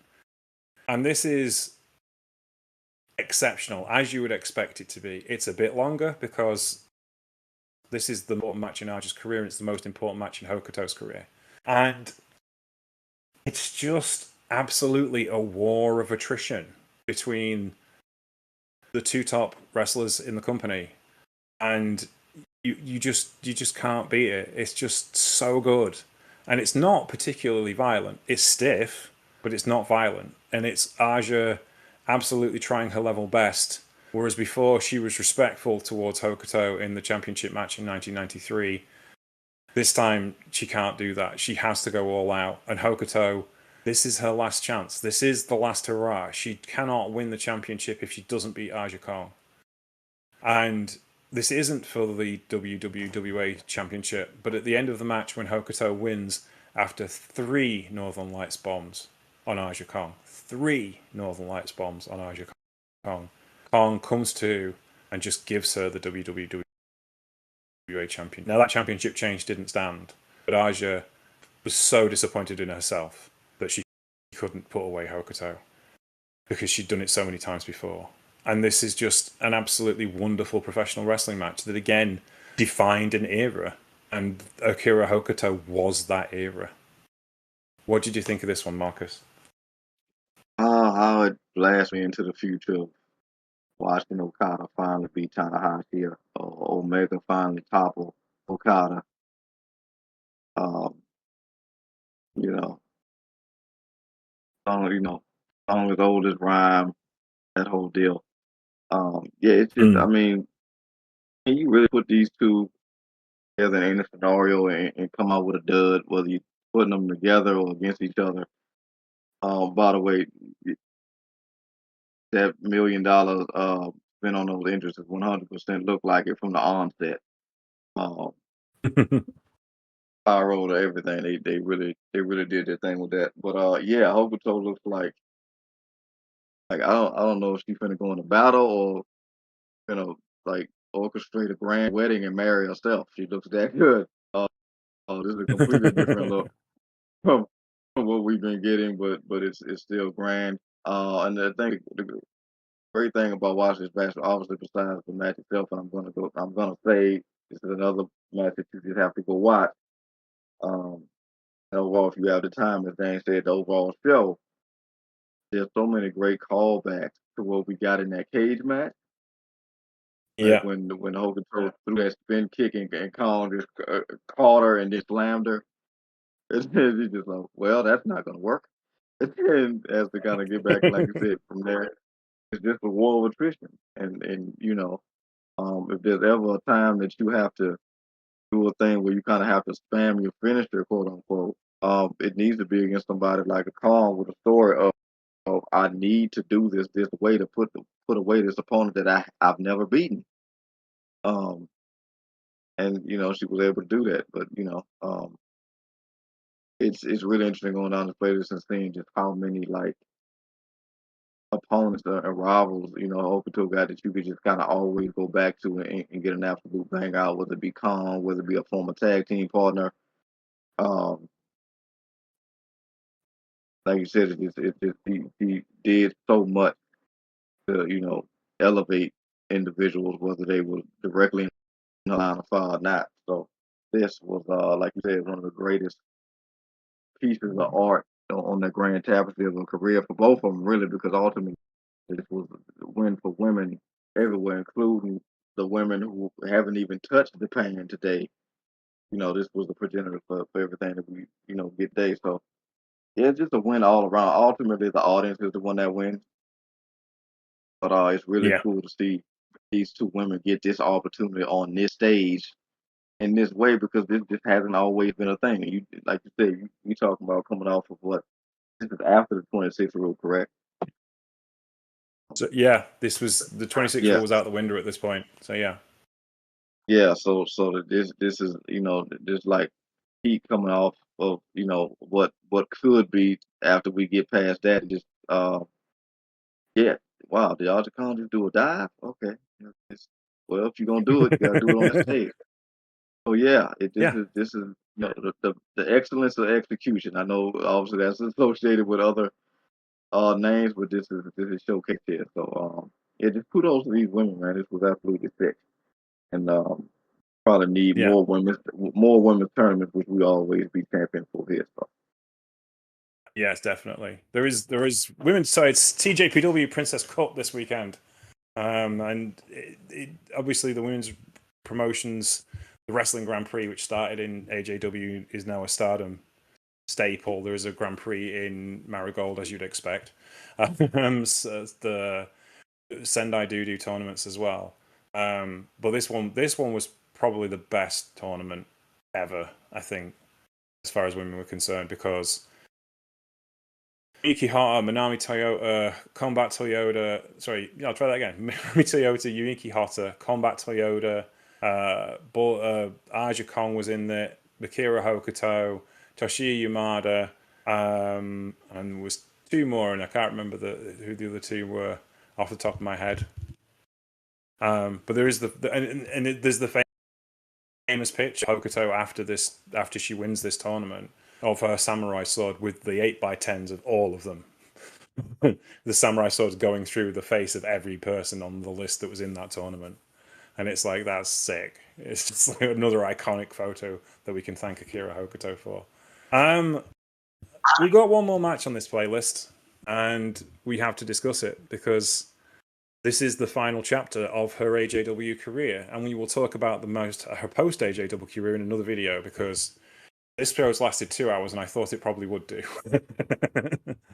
Minami Toyota versus Akira Hokuto one last time. The Destiny Climax 1995. Minami Toyota is undoubtedly the best wrestler on earth at this particular point, and Hokuto is snapping her heels. They get to have one more go around before Hokuto moves on to Gaia and WCW. And in this particular time, they're going to throw it all out there to prove who's the best on earth. And this is one of those matches that is just, you've got to go. We've said this too much in this particular show, but you have to see this match. This is wrestling at its very, very best. A pure wrestling match between two great wrestlers. And the draw is it's Minami Toyota versus Akira Hokuto. Who needs anything more than that? Don't need a title. Don't need a story. It's Akira Hokuto and Minami Toyota. Go. Be amazed at what they can do. What did you think of this one, Marcus? Look, I gotta give kudos to you. You probably did this playlist because there's so many. I mean, there isn't a bad match on this playlist. No. Here, Hokuto, Hokuto is absolutely a legend in every sense of the word, and yeah, I mean, like I said, she created so many great opponents to be rivals with, and this may be her best in that regard. Yeah. And you can't put them together whether they teaming or, or going against each other and get a bad product. And like you said, you don't need all the additives and all the pomp and circumstance. Just give her quality opponent in time, and you're not going to get a better opponent for her than Naomi Toyota. And this was just another brilliant affair. This is another go watch scenario. Like I said, James put this playlist out. Consider it an early Christmas gift for the year because it really is that good. Showcasing yet another legend after we paid as much of a tribute as we could in our own way to the brilliant Mako Satomura. This is another uh, instance in which we're paying tribute to a legend, and it's great, man. I'm just like blown away by just reclaiming such an appreciation for just simple quality submission, but done in such a savage way. And she's doing Yeah.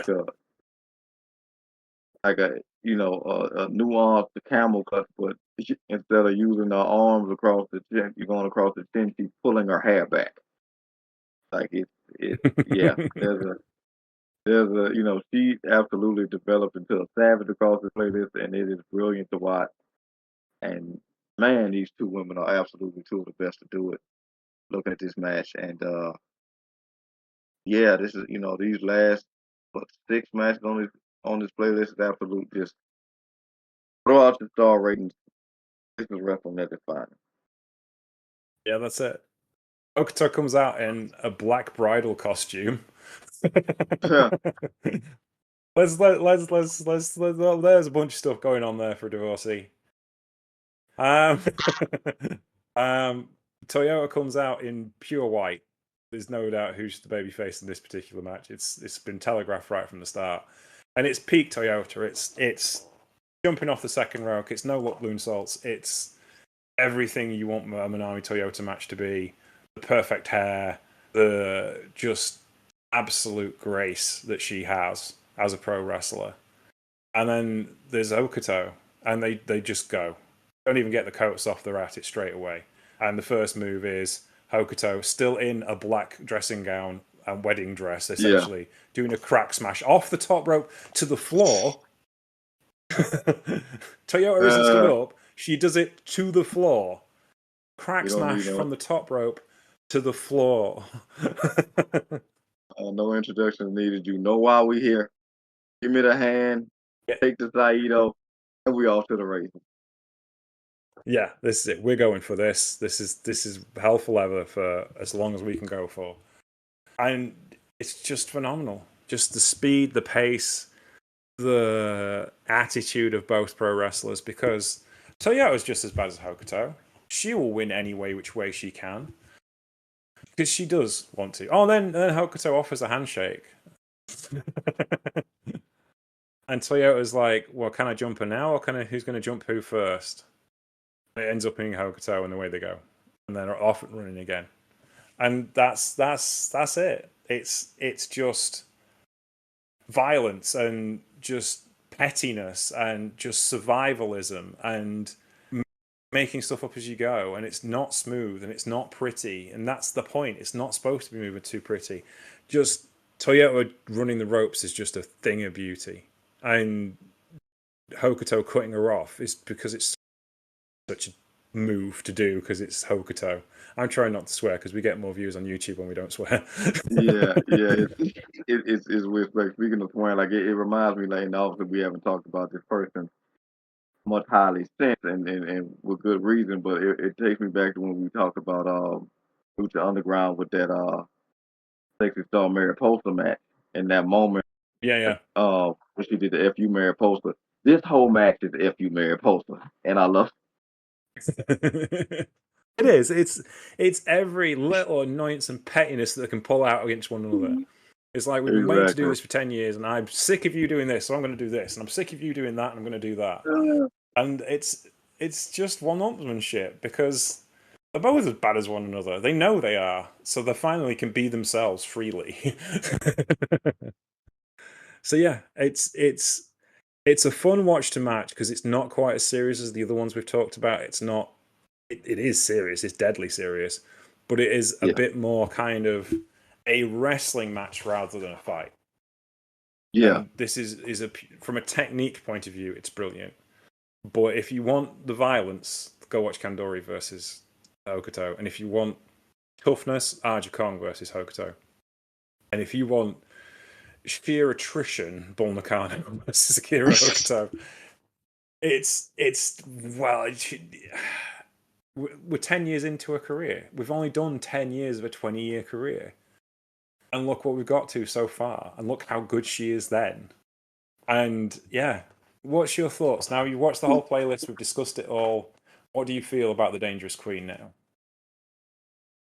I'm just thankful that I got to find out about another absolute legend in the game who is another amazing woman who paved the way for women that really cheer on today, even if they never found out about Akira Hokuto or touched foot in Japan. Names like Akira Hokuto, Manoa Toyoya, Aja Kong, and all them laid the foundation for thriving women's wrestling. And yeah, like I said, this is really cool to do after coming off of the legendary Mako Satomura in her retirement, and looking at another woman who I think is very much in that pantheon of women who are just goaded in every sense of the word. From even when she was just starting out, you could see the lady in her. So yeah, Yeah, this was great. And like you said, we're only halfway. We're only halfway there. yeah, absolutely. So thank you very much for listening to the life and times of the Dangerous Queen. We appreciate your present. Where can we find you on the internet, though, Marcus? Yeah, surviving with the rest of the world on this side of things on on X at find me at Paradox Kid, Paradoxkid. Always down the chat. You can find me at Sheriff Lone Star on Mastodon, Blue Sky, and Twitter. You can also find me on Sheriff Lone Star TX on Instagram. You can find the show, Trooping Show, on Blue Sky, Twitter, and on Instagram. We'll be back next week. Thank you very much for listening to the Trooping Show. Take care, and we'll speak to you soon. Bye.